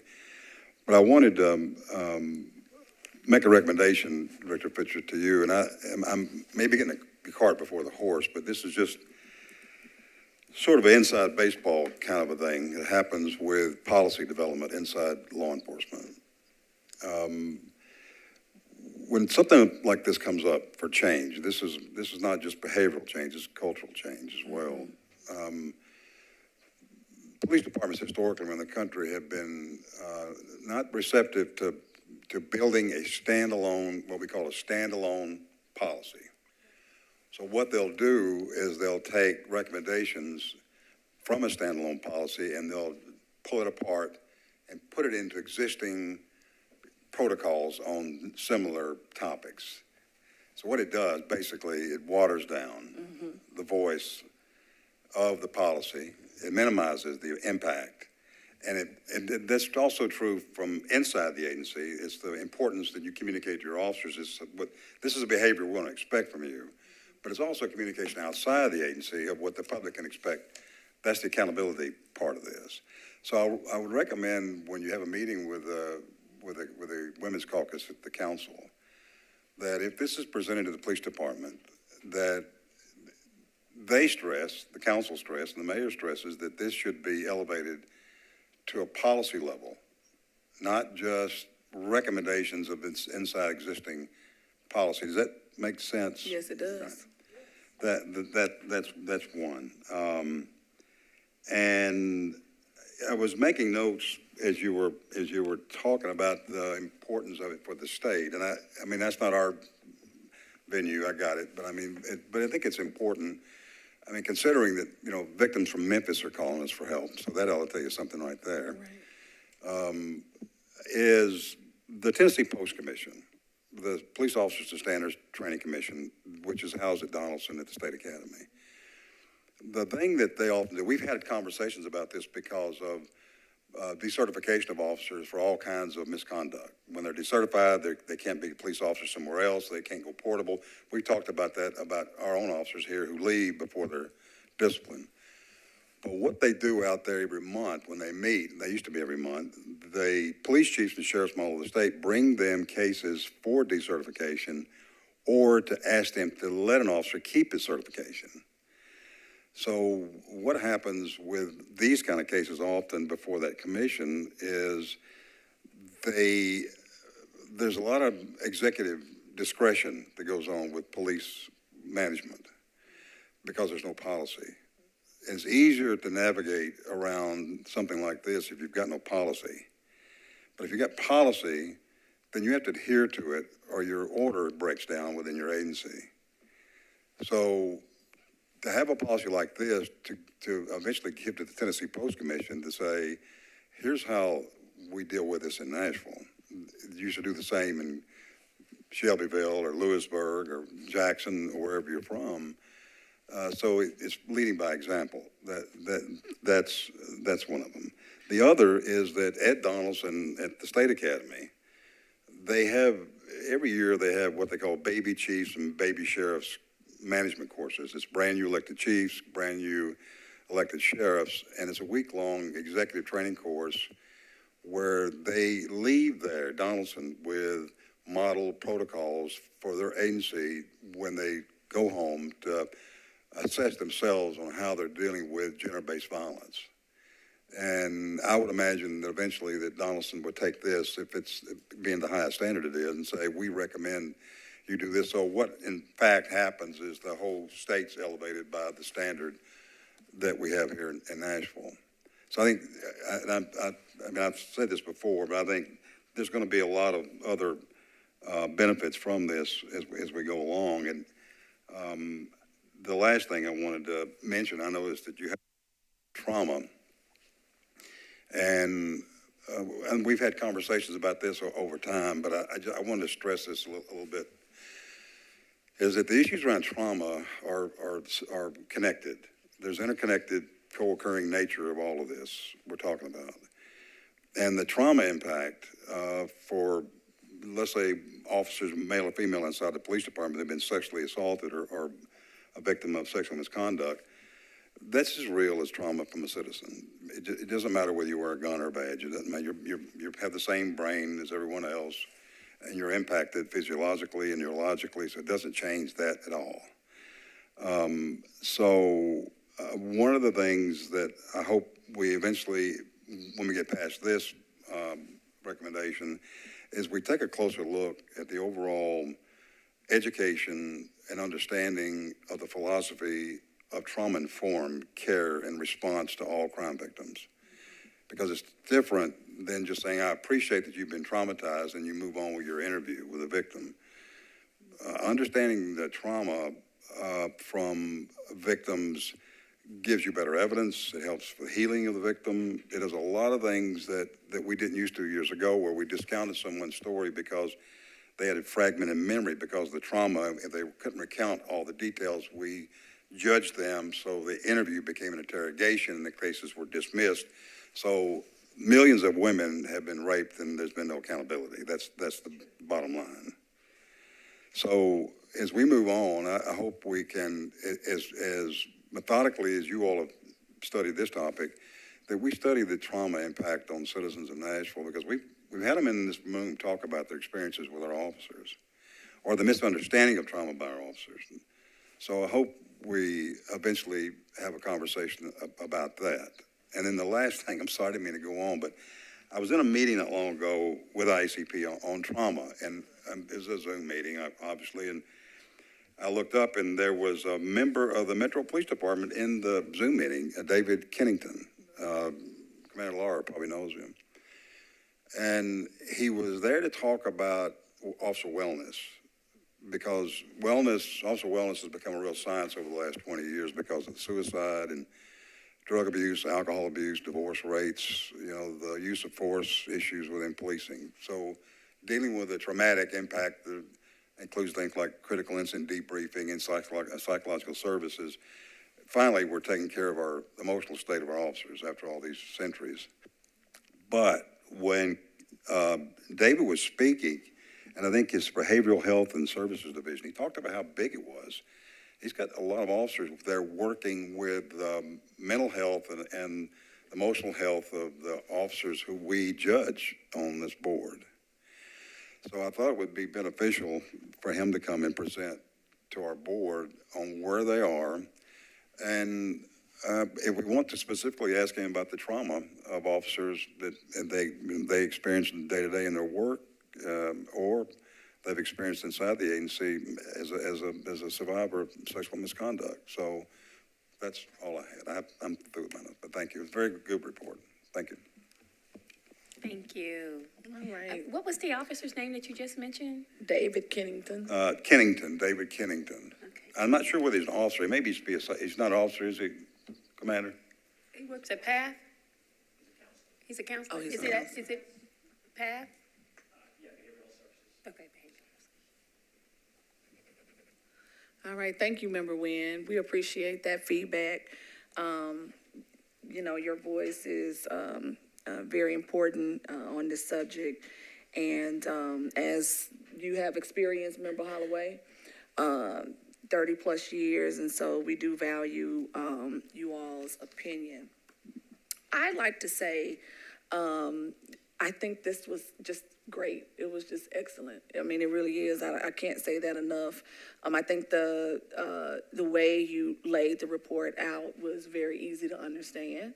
But then also, when we're thinking about how do we remedy this issue, this problem that we have in terms of a zero tolerance sexual misconduct policy in our local law enforcement, I think this is probably one of the bigger things that we will tackle this year, in my opinion. because the safety of not only our citizens, but our MNPD employees, and we know the trauma, right, that the citizens and the employees experience is real. I think this one should be moved to the top of the list.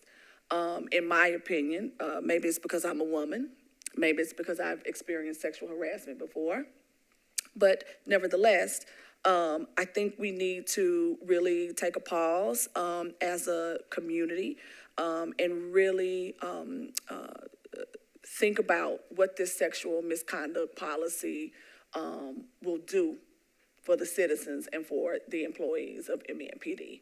Like, it will change lives. It will change experiences from what I read. It will change and put people on notice about certain behaviors. And so I really hope that we can dial in on this one and finally agree that a policy is what's needed and not individual recommendations. Ms. Greta McLean, thank you so much for being here. You've set us on this course, and we really appreciate it. It's more than needed. But then just know that you're well respected by the Community Review Board. I was thinking about Mayor Cooper, former Mayor Cooper, and how this recommendation was given for a standalone sexual assault policy that was zero tolerance 4 years ago. And I do know that Mayor Cooper is still here. And so I'd like to know how he feels about this sexual misconduct policy that has now come into fruition. And would he be willing to endorse it, since he did say that he recommended that the MNPD adopt or create a sexual misconduct policy? We have one. So I do want to, recognize Mayor Cooper in his forward thinking and asking MNPD to do that. But then also I want to talk a little bit about lawsuits, because our legal department seems to be very busy all the time. And so the impact that this sexual misconduct policy will have on the tax-paying citizens, right, in mitigating, hopefully, some of those lawsuits and some of the money that continues to go out the door because of a lack of policy as it pertains to sexual misconduct. Not only just with MNPD employees, but also citizens. So I think this is something that not only the CRB's purview, it needs to be the council, it needs to be Metro Legal, and it definitely needs to be on the radar of MNPD. And I think, we have to think about this logically, and then, we have to have compassion, even if you've never experienced sexual harassment. But even if you're just using logic, it would make sense to have a standalone sexual misconduct policy that is zero tolerance. And it doesn't matter if you're a man or a woman. So I think kudos again. I can't say it enough. Jill, you led your team. You went around the mulberry bush. But we got it now. And so I want to say thank you. And it really has taken different iterations, but it was well worth it. It really was. It was worth it. Member Witzel. I think this is a quick question. You talked about the integrity audit that would happen, and used the word in collaboration with MNPD. Does that mean that just their participation in the audit, or does that mean collaboration on determining what the audit would look like? I think it's both of those things. So I think it would be, determining what that audit would look like. For example, administrative investigations, we could determine with them, it might just look a lot like what we do here in our day-to-day. But I think it'll also look different for criminal investigations, and it might look different on a case-by-case basis too, especially if other organizations like the TBI or DA are involved. So I think, it expands to both of those definitions of collaboration. Thank you. And I have one more comment. The recommendation for, or the, inside the policy had the police sexual misconduct, issue being front and center with advocacy organizations within the community. And I think that's great. Like, that is very, now relevant when we're talking about, it's a lot of people out here doing really good work, right? And they already have a connection with the community. And so what that could look like is something that I think we probably should be at the table with those organizations to help round that out, especially as it pertains to not just an MOU, but also resources attached to that. So if you are fully attentive and fully in participation with supporting women and men who have been a victim of sexual misconduct in whatever way, I think resources should be along with the MOU. So that is my 2 cents. If we don't have any, remember when. Yeah, let me say something about the advocacy community. This is true for everywhere, actually. The relationship between law enforcement and direct victim service providers for sex assault, child abuse, elder abuse, any of those issues depend on trust. You know, trusting relationships where whether you call someone on the day shift or the night shift, you get the uniform, approach and response and prevention. But we have to have a courageous conversation here about the long, hard road that's been between advocacy and law enforcement.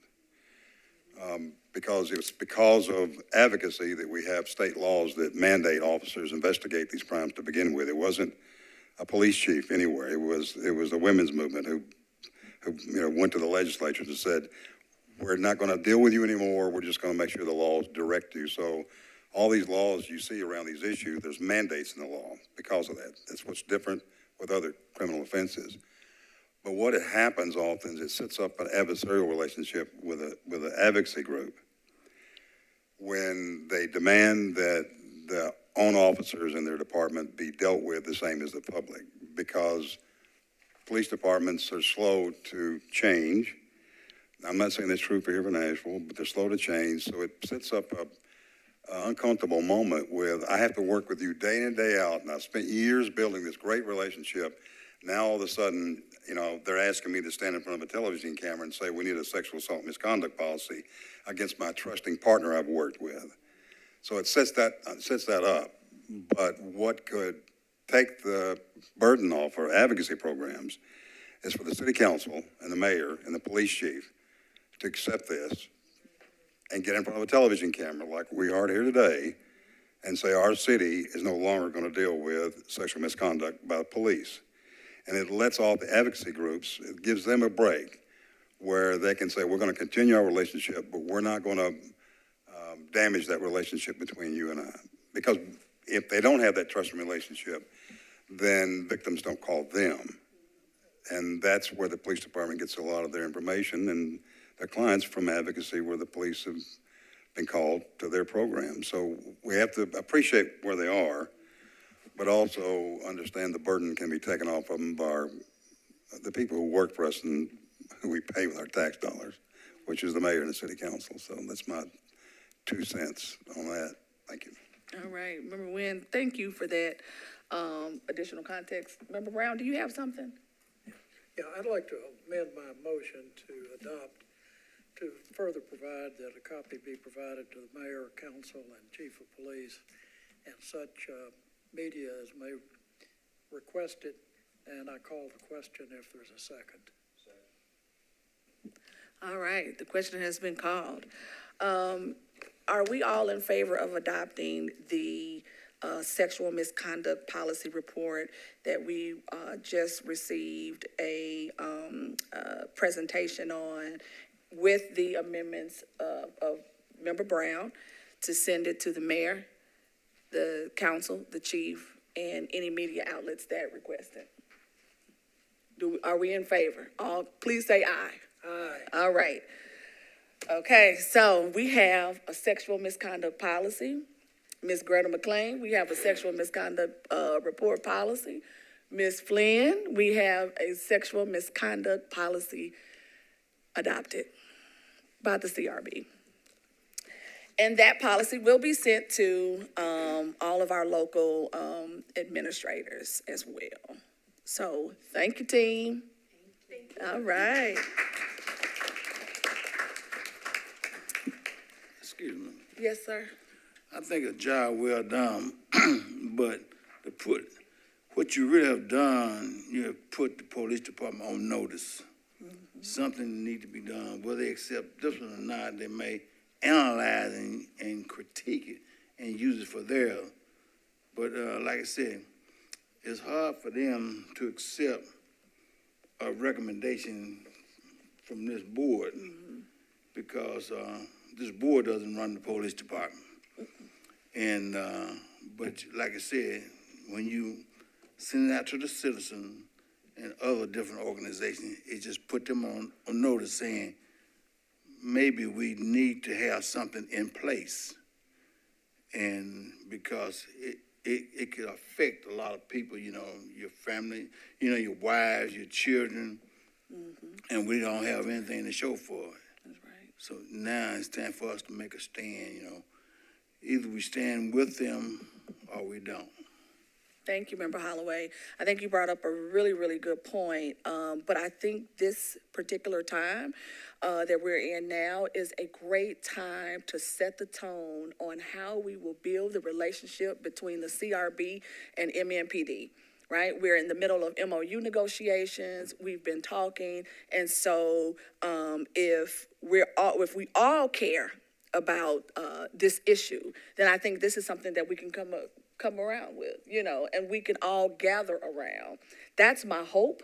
That's what I heard from Chief Drake when speaking of the courageous conversation.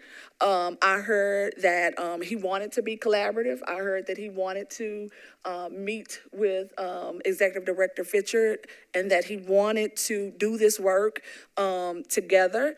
And so I think this would be no better time to do that. So hopefully we'll have some cooperation. Thank you. You okay with that?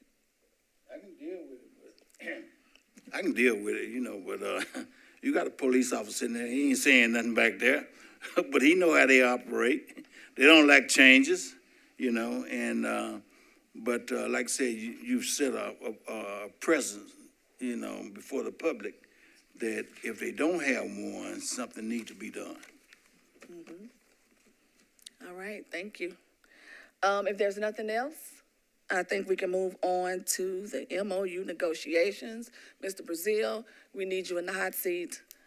MOU chairperson. You need to hear from three people, all of who. You want me Yes, to I go do. first? Oh, yes. All right, we had an MOU negotiation this afternoon for 2.5 hours that ended an hour and a half before this meeting. So I don't have really well thought out, logical, orderly comments, but I'll give you my thoughts on it. First of all, I perceived negotiation from the other side and discussion and openness that were very consistent with the chief's comments you quoted just a moment ago. It was civil. It was better than civil. They were open to what we had to say. We were open to what they had to say. And quite frankly, we made more progress on more subjects than I thought we would in a first meeting. I'll pat the lawyers on the back a little bit. I think the lawyers meeting we had before got both sides thinking and much further down the road on some complicated issues that, while not fully resolved, were much closer to where they need to be heading into today's meeting. So I think that helped a lot. We went over section by section the whole agreement. A lot of sections, there wasn't any requested change, fine with both sides. Some others, there was no disagreement on substance, but we had some fine tuning of language and worked through some of that. On a number of things, we don't have final language in agreement yet, but we fully understand the issues, and I perceive from the police, I hope they perceive from us, trying to think about it from the other side as well and find something that gives us what we need, but in a way that works most efficiently for them and for us. A good bit of time was spent on documents and body-worn cameras. Okay. And I'm going to draw a distinction between those two. Documents is everything but audio, video. I mean, it could be digital documents, whatever, body-worn camera. We asked that they consider, and they seemed open to, not a final decision yet, immediately upon getting a case sent to us, having the process started and finished very quickly to get all the documents to Director Fitcher that she would need. She used to get them a list of the documents that should show up in every case. They won't be there in every case, but if they're there, we'll get them. On body-worn camera, two important things, well, back up. And on documents and body-worn camera, we addressed the Rule 16 issue. If a case is still in the criminal process, are we just barred from getting any documents as we go forward? We were basically asking for the status quo ante, Latin phrase, for the way things used to be. That's a loose translation. To ask the DA for approvals broadly to give us documents as we need them, subject to the statutory, and MOU would have it as well, confidentiality agreement. Okay. They pointed out correctly, that's the DA's decision, but they seem very cooperative in terms of not opposing that and us to go ask the DA. Frank, if I'm saying too much or saying something wrong, or Jill, either one, please interrupt. This is not a let Drew talk till he's finished kind of thing. So that was a big plus as far as I'm concerned. On the body-worn camera, they want to look at a set number of days, which isn't too many, after they give us the first report, to give us all body-worn camera that OPA looked at and relied on in coming to their conclusion on the case. And that would give really important video really quickly compared to what we have now. It would also inform our staff of a big chunk of what's out there. And we absolutely can ask for more body-worn camera. They absolutely seemed open to prioritizing that in response to request. But that first piece we've asked come automatically. We don't have to ask for a request for it. And in a lot of cases, and Jill's better person to speak to this than I, but in a lot of cases, seeing their video may be all we need to see, or may greatly inform and be able to have more specific, shorter minutes or hours or whatever that we need back from them. All that's just examples of the kinds of things we talked about and where I think we're working going forward. They don't have a problem. It asked for a couple of things to be implemented well before we get to the end of the signing an MOU. One was whatever is supposed to come to us promptly on the front end without us having to ask for it, can that go ahead and start being sent? Can we implement that? And they said, we're not agreeing on what that is, but if it's there, they're certainly open to that. The other is being notified of critical incidents, and the specific definition of that, Jill can get better than I, but certainly officer-involved shooting fatality, those sorts of things. They don't have a problem with us getting from Office of Emergency Communications, what is the name of that office? ECC, and didn't see no problem with us implementing that very soon. End of the day, I was very pleased with how far we got. I'm very pleased with the direction things were going at the end. I don't recall in the conversation anything that got obstreperous, or we just can't agree to that there was one thing, and I've forgotten what it was, we agreed with the statutory definition was outside. That sounds wildly optimistic. I am not used to reporting wildly optimistic reports to clients. I realize I'm not your lawyer, but it's out of character. So I had a lot of scenarios in my head. This was really on the positive end of things. Okay. Sorry, a lot of words there. But No. That's where Yep. Thank you, Madam Chair.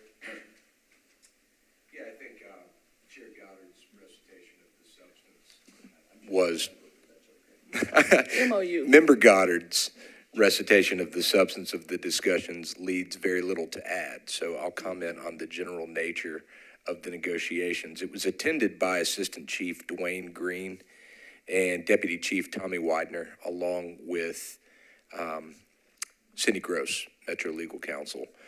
And as Member Goddard stated, we made a whole lot of progress. We got through the entire document that was delivered to MNPD and Metro Legal on June 16th, and that we worked together to prepare. Particularly helpful was that we had highlighted new materials, new asks, and many of those were agreed to with no issue. Also, several points were Handouts were circulated with proposed language, none of which I found to be anything but appropriate, although it may need tweaking in some instances. So we do have a little bit of work cut out for us, and it was extremely helpful to have Executive Director Jill Fitchard present because she's familiar with this work and has a mastery over these facts, so was able to, we were able to make a lot of progress. And what we now don't have, we know exactly where we're headed and how to maybe tailor acceptable verbiage in hopes of reaching. And most importantly, we have a second date to come back. That was my next Round two question. is scheduled, and at the end of September, we have a date ahead of round two to circulate copies. Okay. So that we can make the most productive use of our time. And that's all very encouraging. It was nothing but cordial and productive, and we're gonna carry on that way. Okay. So, just to be clear, Chief Drake wasn't in the meeting. That's correct. Okay. Director Fitchard, round us out. So I thought the meeting was productive. There were things that, of course, we had to discuss, and we tried to get to some consensus on those items. But we agreed to go back to the table and talk about them amongst ourselves, think through some of the processes. There was some ask, which I think I'm in agreement to, which is the sharing of information like our SOPs with them so that they know our procedures. They wanted to know some information that I thought was, I thought it was a great question, and it's something that they should have, and that is the process in which so an officer is he's not necessarily under investigation, but, has an open complaint. When we wrap it up, so that we can make notification to them that we are moving forward and that complaint is not like over their head. So they want to know, how do we resolve this from our process?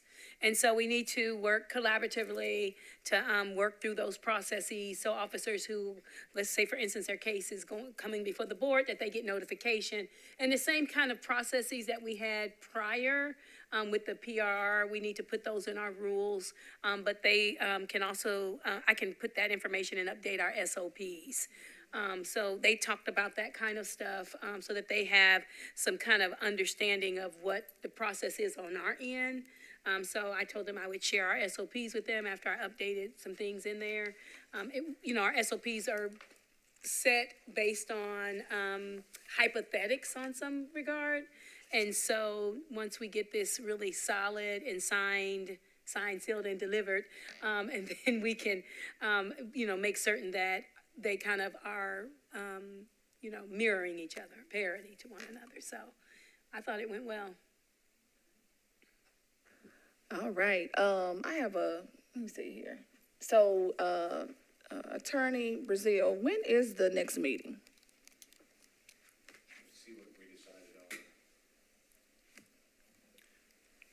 Let me interject. We had a bunch of overlapping vacation issues, and we decided on a date that if we can't find one before that, that's Okay. when we're gonna meet. But if we find the ability to, some place you can meet or discuss sooner, we will. That's right. We staked a flag at the closest possible date of October 22, although we had dates several weeks before that being discussed. And Okay. 6 people in the room. There was someone that couldn't be available. Again, September 30th, we agreed to circulate, by the end of the month, rather, we agreed to circulate updated copies in hopes of really narrowing down what we need to handle on round 2. Okay.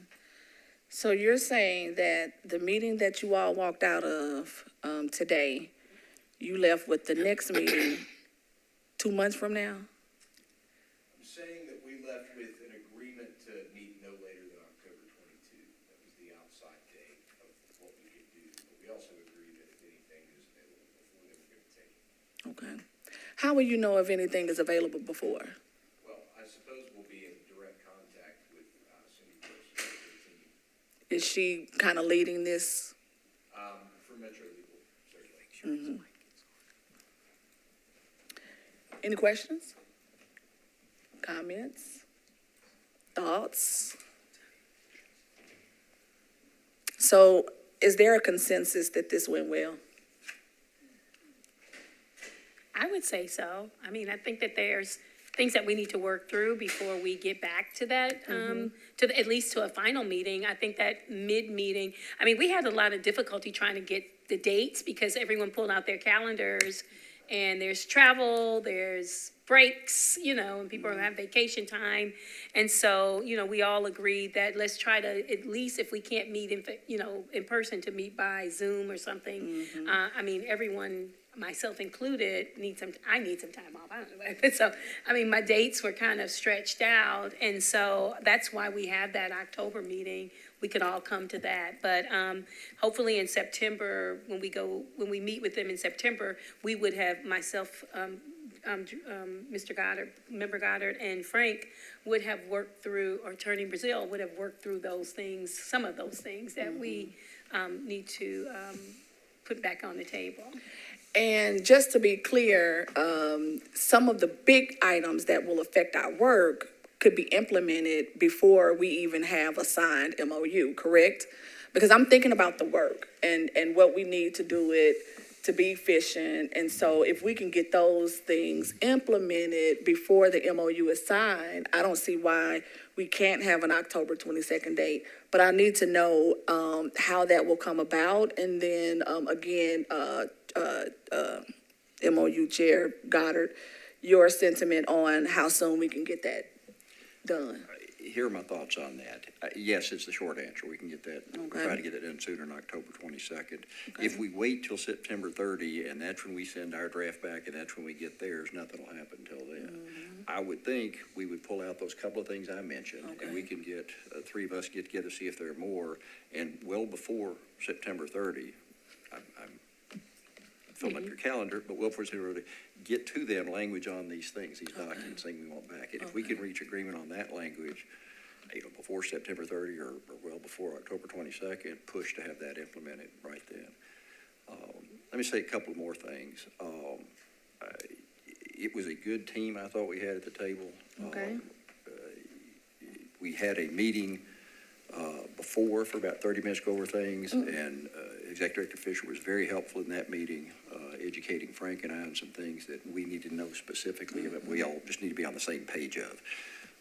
And in the meeting, I thought Executive Director Fisher did an extremely good job overall, but especially in terms of drawing the line between things we'd go ahead and try to push to a resolution and position on versus things we need to think about some more before we go there. I came out very comfortable that what those, both identifying what those were and which side of the line they were on. I feel remiss I didn't state earlier, in comparison to, and I'm looking for Executive Director Fisher's thoughts on this as well, compared to the last meetings we had on the MOU before the state statute got dropped as a bill first and then a statute and everything ground to a halt. Those meetings weren't contentious in the sense of people yelling at each other or storming out or whatever else, but there was a lot less disagreements, a different tone, a whole lot more had to go back and check with the chief and get his sign off before we could agree on that. And we just didn't get into much of that today. At first I was concerned that the chief wasn't there and we would be in that position, but that was not what happened at all. There wasn't any, there was reference to we need to go back and think about this, but not we need to go back because we don't have any authority to agree to anything while we're sitting here today. Okay. Is that your sense as well, Jill? Yeah, that was all much improved. Okay.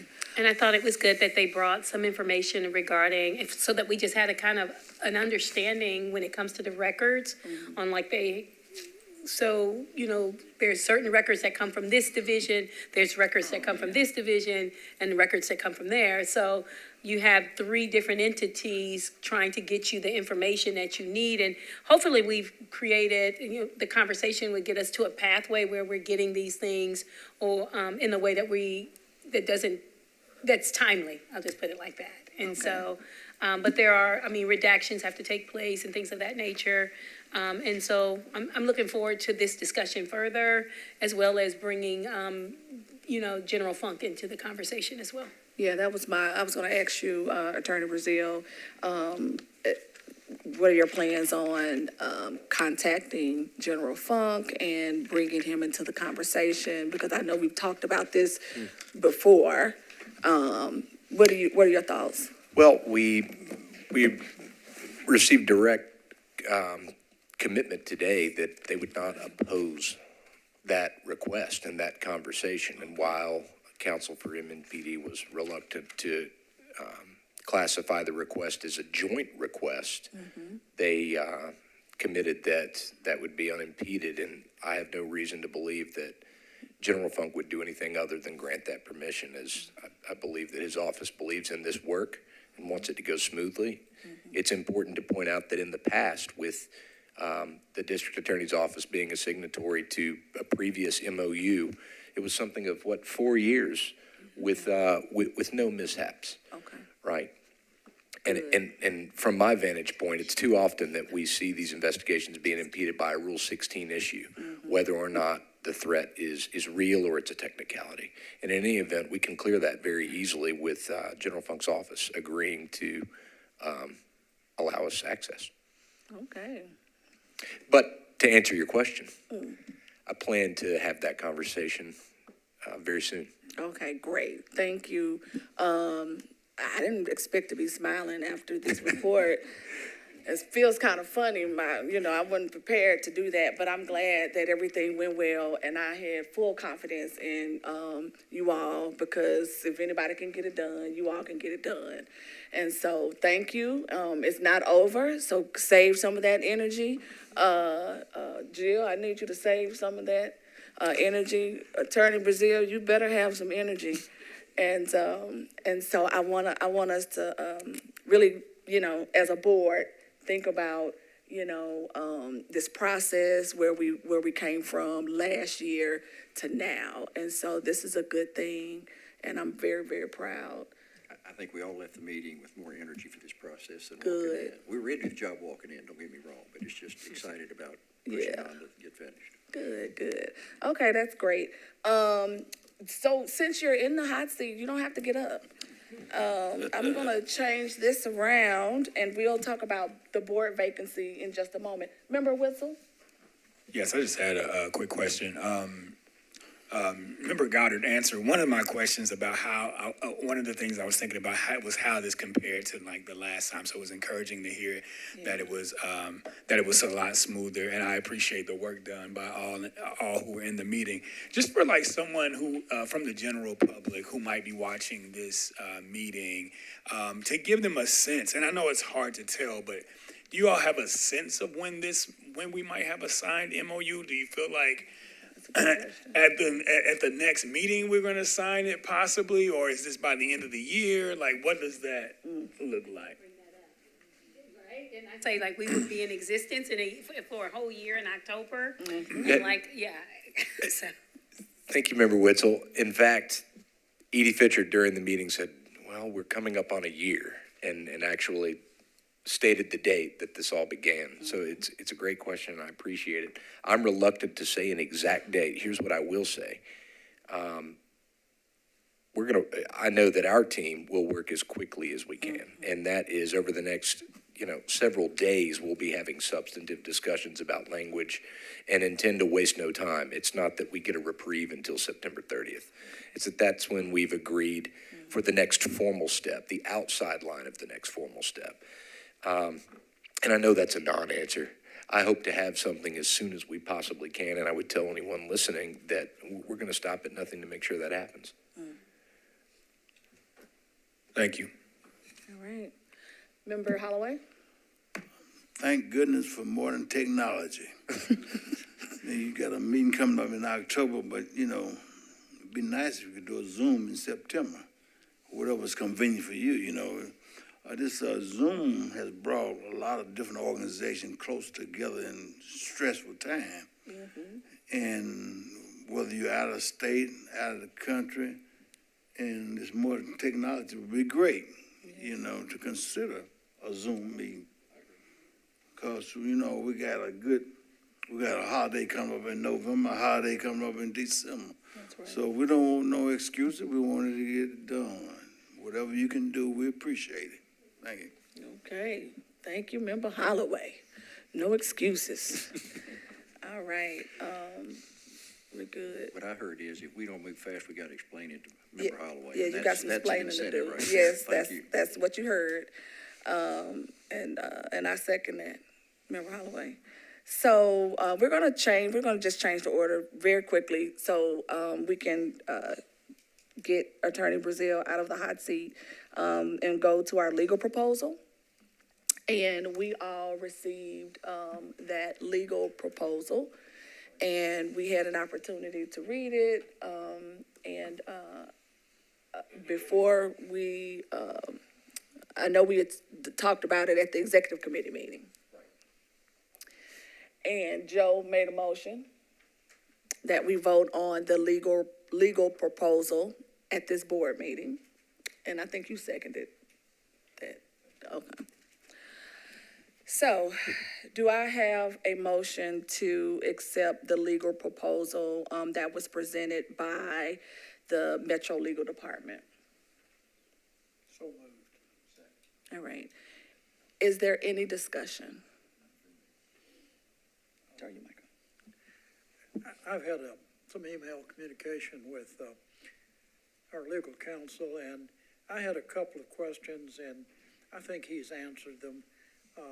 My question was that council will attend CRB board meetings and provide advice on all governance. I read that as allowing him to also attend such committee meetings as are appropriate. In particular, obviously the MOU, the rules, and perhaps some others. And I read governance to be, while it could be defined a little better, I read that to be very broad. And so I don't have a problem with that after discussion. The other issue was over on paragraph 5 of maintenance of records, that those would be available for 3 years. And I don't read that to require any matter that council deems as confidential to be provided. That appears to me to be primarily for billing and other things, but if council sends us something that's labeled confidential, that stays with us unless we waive it. Okay. So how did the law director answer that question? Was that? No, I'm just saying I discussed it With Frank? with Frank. Okay. And I'm satisfied that we're okay on it. Frank, what was your answer? Well, thank you, Madam Chair. It's a complex issue, but the way I understood the question and answered it very briefly is really the lawyer-client privilege. The privilege sits with the client, not the lawyer to waive. And the client here being the CRB, the counsel, the lawyer being ultimately Metro Legal, which I would be subcontracting with for purposes of dealing directly with the MOU. So I can envision scenarios where I would need to share materials with the director of the law department. Okay. Although it's been expressed by the director of the law department that he routinely holds information without sharing it with other entities that have their own counsel, like the MNPD in this context.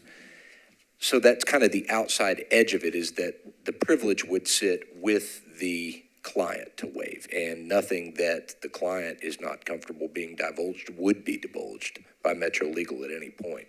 I don't think that necessarily leaves me free to not disclose matters of substance to Metro Legal.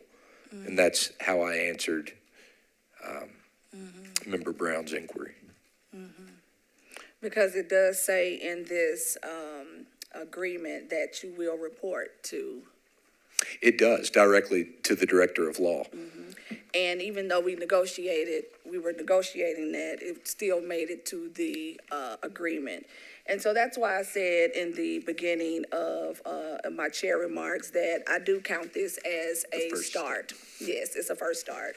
As we are kind of navigating what this looks like for the Community Review Board, getting the legal counsel that we need, that's unbiased and, you know, that will support us in a role that supports us versus a punitive relationship. And so what I would like to do is go ahead if no one has anything else. You good, Joe? No, I'm waiting for the vote. You waiting for the question? I'm waiting for the vote. Okay, all right. Do we accept this legal agreement between the Metropolitan Government of Nashville, Davidson County, and Brazil Clark PLLC for additional counsel and consultation services for the Community Review Board in Nashville? All in favor, please say aye. Aye. All right, so we have a legal agreement. We will send this on to the law director. And it is awaiting his signature along with the Metro clerk, it looks like. And we will begin this relationship. You're getting in deep. Don't I know it? Yes, thank you. Thank you, Madam Chair. And please tell Wesley and your other partners, thank you for participating and cooperating with the Community Review Board. And we love to see them here. Certainly will. I'm proud to be a part of it. Thank you. Thank you. All right, next on the agenda is the CRB board vacancy. Do you have any update? Director Don't, Fisher? from what well, I can tell you what I found out that I shared at the executive committee meeting, and that is I reached out to Ms. Kathy Buggs at Yes. the mayor's office, and she's over boards and commissions. She's the director of boards and commissions. I originally reached out to the clerk's office, and he also referred me to Ms. Buggs. Okay. And so when I spoke with her, she said that the mayor was contemplating on a couple of people, but they would love to have more recommendations, and that if we knew anyone who was interested, to make certain that they send, there was some kind of link, I don't remember what website, I think Nashville.gov, maybe boards and commissions, and then / boards and commissions, but there is a link that people can apply. There's an application process, and then she would go through those, and then I guess forward those on to the mayor's administration for the next steps, which would be, you know, an approval or appointment, and then it goes in front of the council. Okay. She did mention that they were trying to fill this position, and, you know, in the interim, whoever came in, it would be the same person that would continue in. In for the- October. In October. Right, with the term. Yes. Okay, do we have any questions or any comments regarding the CRB board vacancy? I know that this is really just an effort to have community input as it pertains to the members of this board, because that's how it was originally designed. You know, we had some council recommendations and mayor recommendations, but the bulk of the community oversight board was recommended, the members were recommended by the community. And I think we want to have, keep a semblance of that. And every piece or every fiber that we can keep from the community oversight board, I think we are in agreement that we want to keep the fabric of how it was born. And so if anybody knows someone that would be interested in serving on this board, and that has a relationship with the community, and is interested in learning the process of review, accountability, and transparency, I would suggest that you go on the website for Metro and apply. And then also, I would say probably contact you, Director Fisher, just so you can give them the instructions? Okay. And if we could send out notification to the various organizations, I know we have a lot of community outreach. That's good. Send that out to them and on our website, put out the process to Right. make suggestions. We Thank can you, actually Member do Brown. that tomorrow, board vacancies. Okay, thank you. Anybody else? We're good, okay. So we're gonna move on to new business. I do want to bring up the bylaws and rules, Member Holloway. And since we now have, legal representation, we can bring those back out. And do you think you can make a meeting, create a meeting date for your committee? Why not do it at the next executive board meeting? Want to? Is everybody okay with that? What did he say? Do it at the next executive board Okay. meeting. Executive committee meeting. You okay with that, Joe? Yes. Okay. So I want to make certain, when the last time that we had the last executive committee meeting, Sean and I were the only two people That's there. And there were some updates that he and I had discussed that I think you all need to know. I can't remember off the top of my head which ones they were. Do you have that information? I still have it too. Do you all wanna send that to us? Yeah, I want to send it Okay. to you. Yeah. All right. Because we made some changes to, I think there was maybe 3. Okay. Yeah, Okay. 2 or 3, just little slights of the language, that we had some questions about, you know. Okay, I think we can take those, Yeah, so yep. I'll get that information. So we'll be sent out. prepared for the executive committee. Yeah. Send out, make sure I get it. I will. I'll send it to you. Well, I can deliver it to you if you need. Oh, me yeah, to. please send it to the bylaws and rules chairperson. And then, Mr. Chairperson, we need the nominating committee as well, because I do believe it's time for us to have, or is it overtime for us to have election? No, what I was looking at, for an election, is probably do it in January, and then Okay. they'll submit in December, before January, that they are applying for the position. At least 30 days, and, cause we'll have new people coming in October, Okay. so they would have an idea of what. I mean, we got people rolling off, but we hope that they would have somebody coming right in, but I don't know. Well, they will have time to understand what we be, at least in November, to understand what we're doing. So they can submit their name.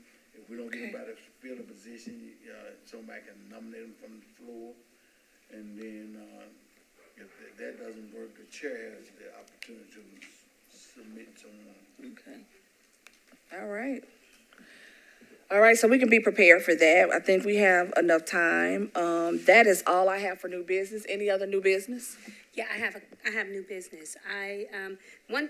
Two things. I forgot to mention the board retreat in my executive committee meeting. That's right. I mean, what am I saying? Executive director's report. And I got so much going on. So yes, we had the board retreat. It was fantastic. I think everyone was very pleased. Sean, you wasn't at the executive committee meeting, but we talked about how well you did. Everybody loved the icebreakers.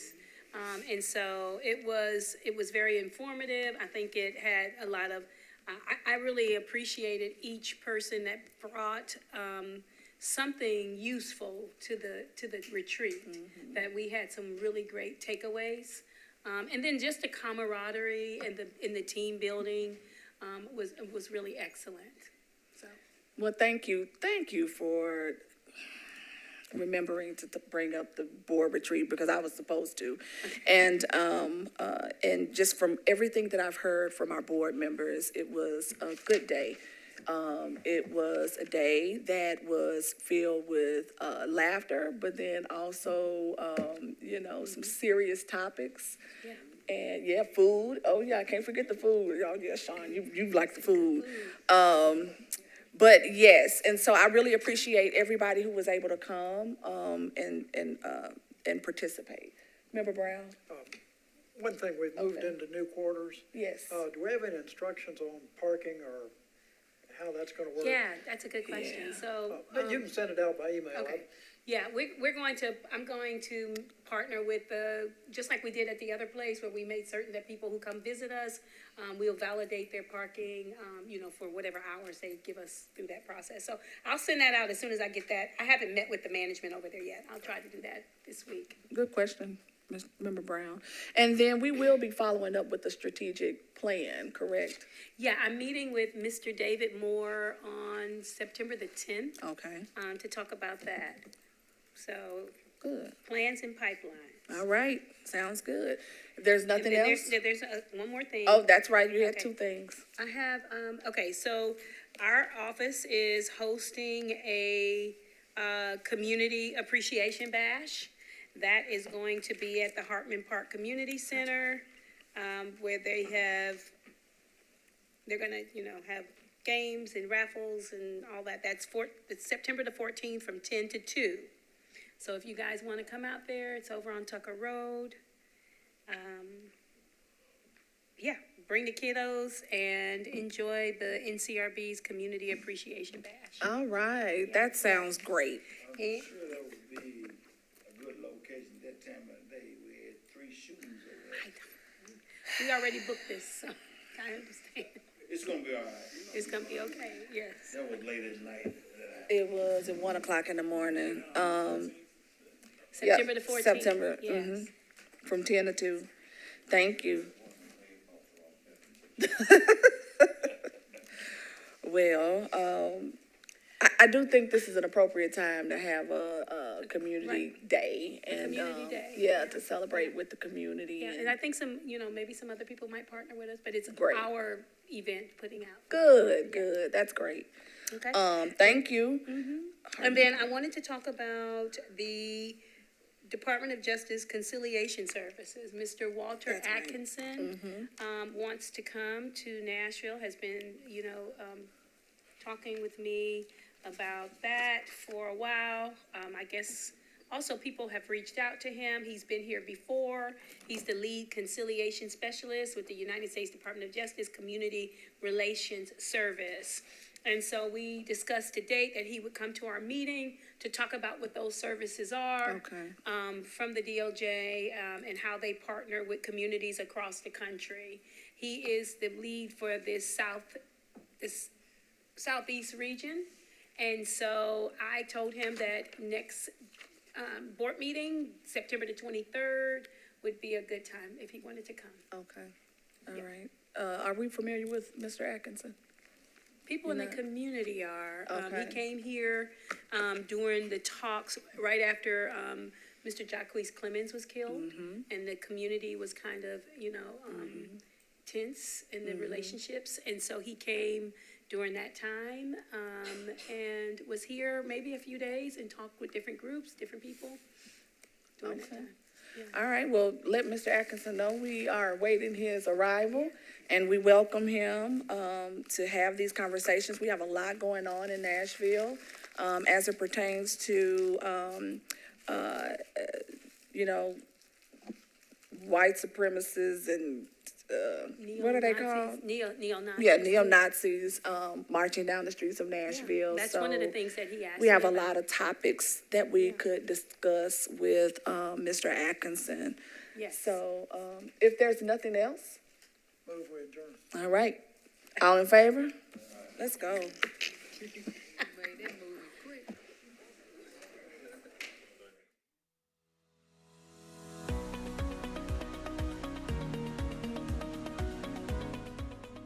This has been a service of the Metro Nashville Network.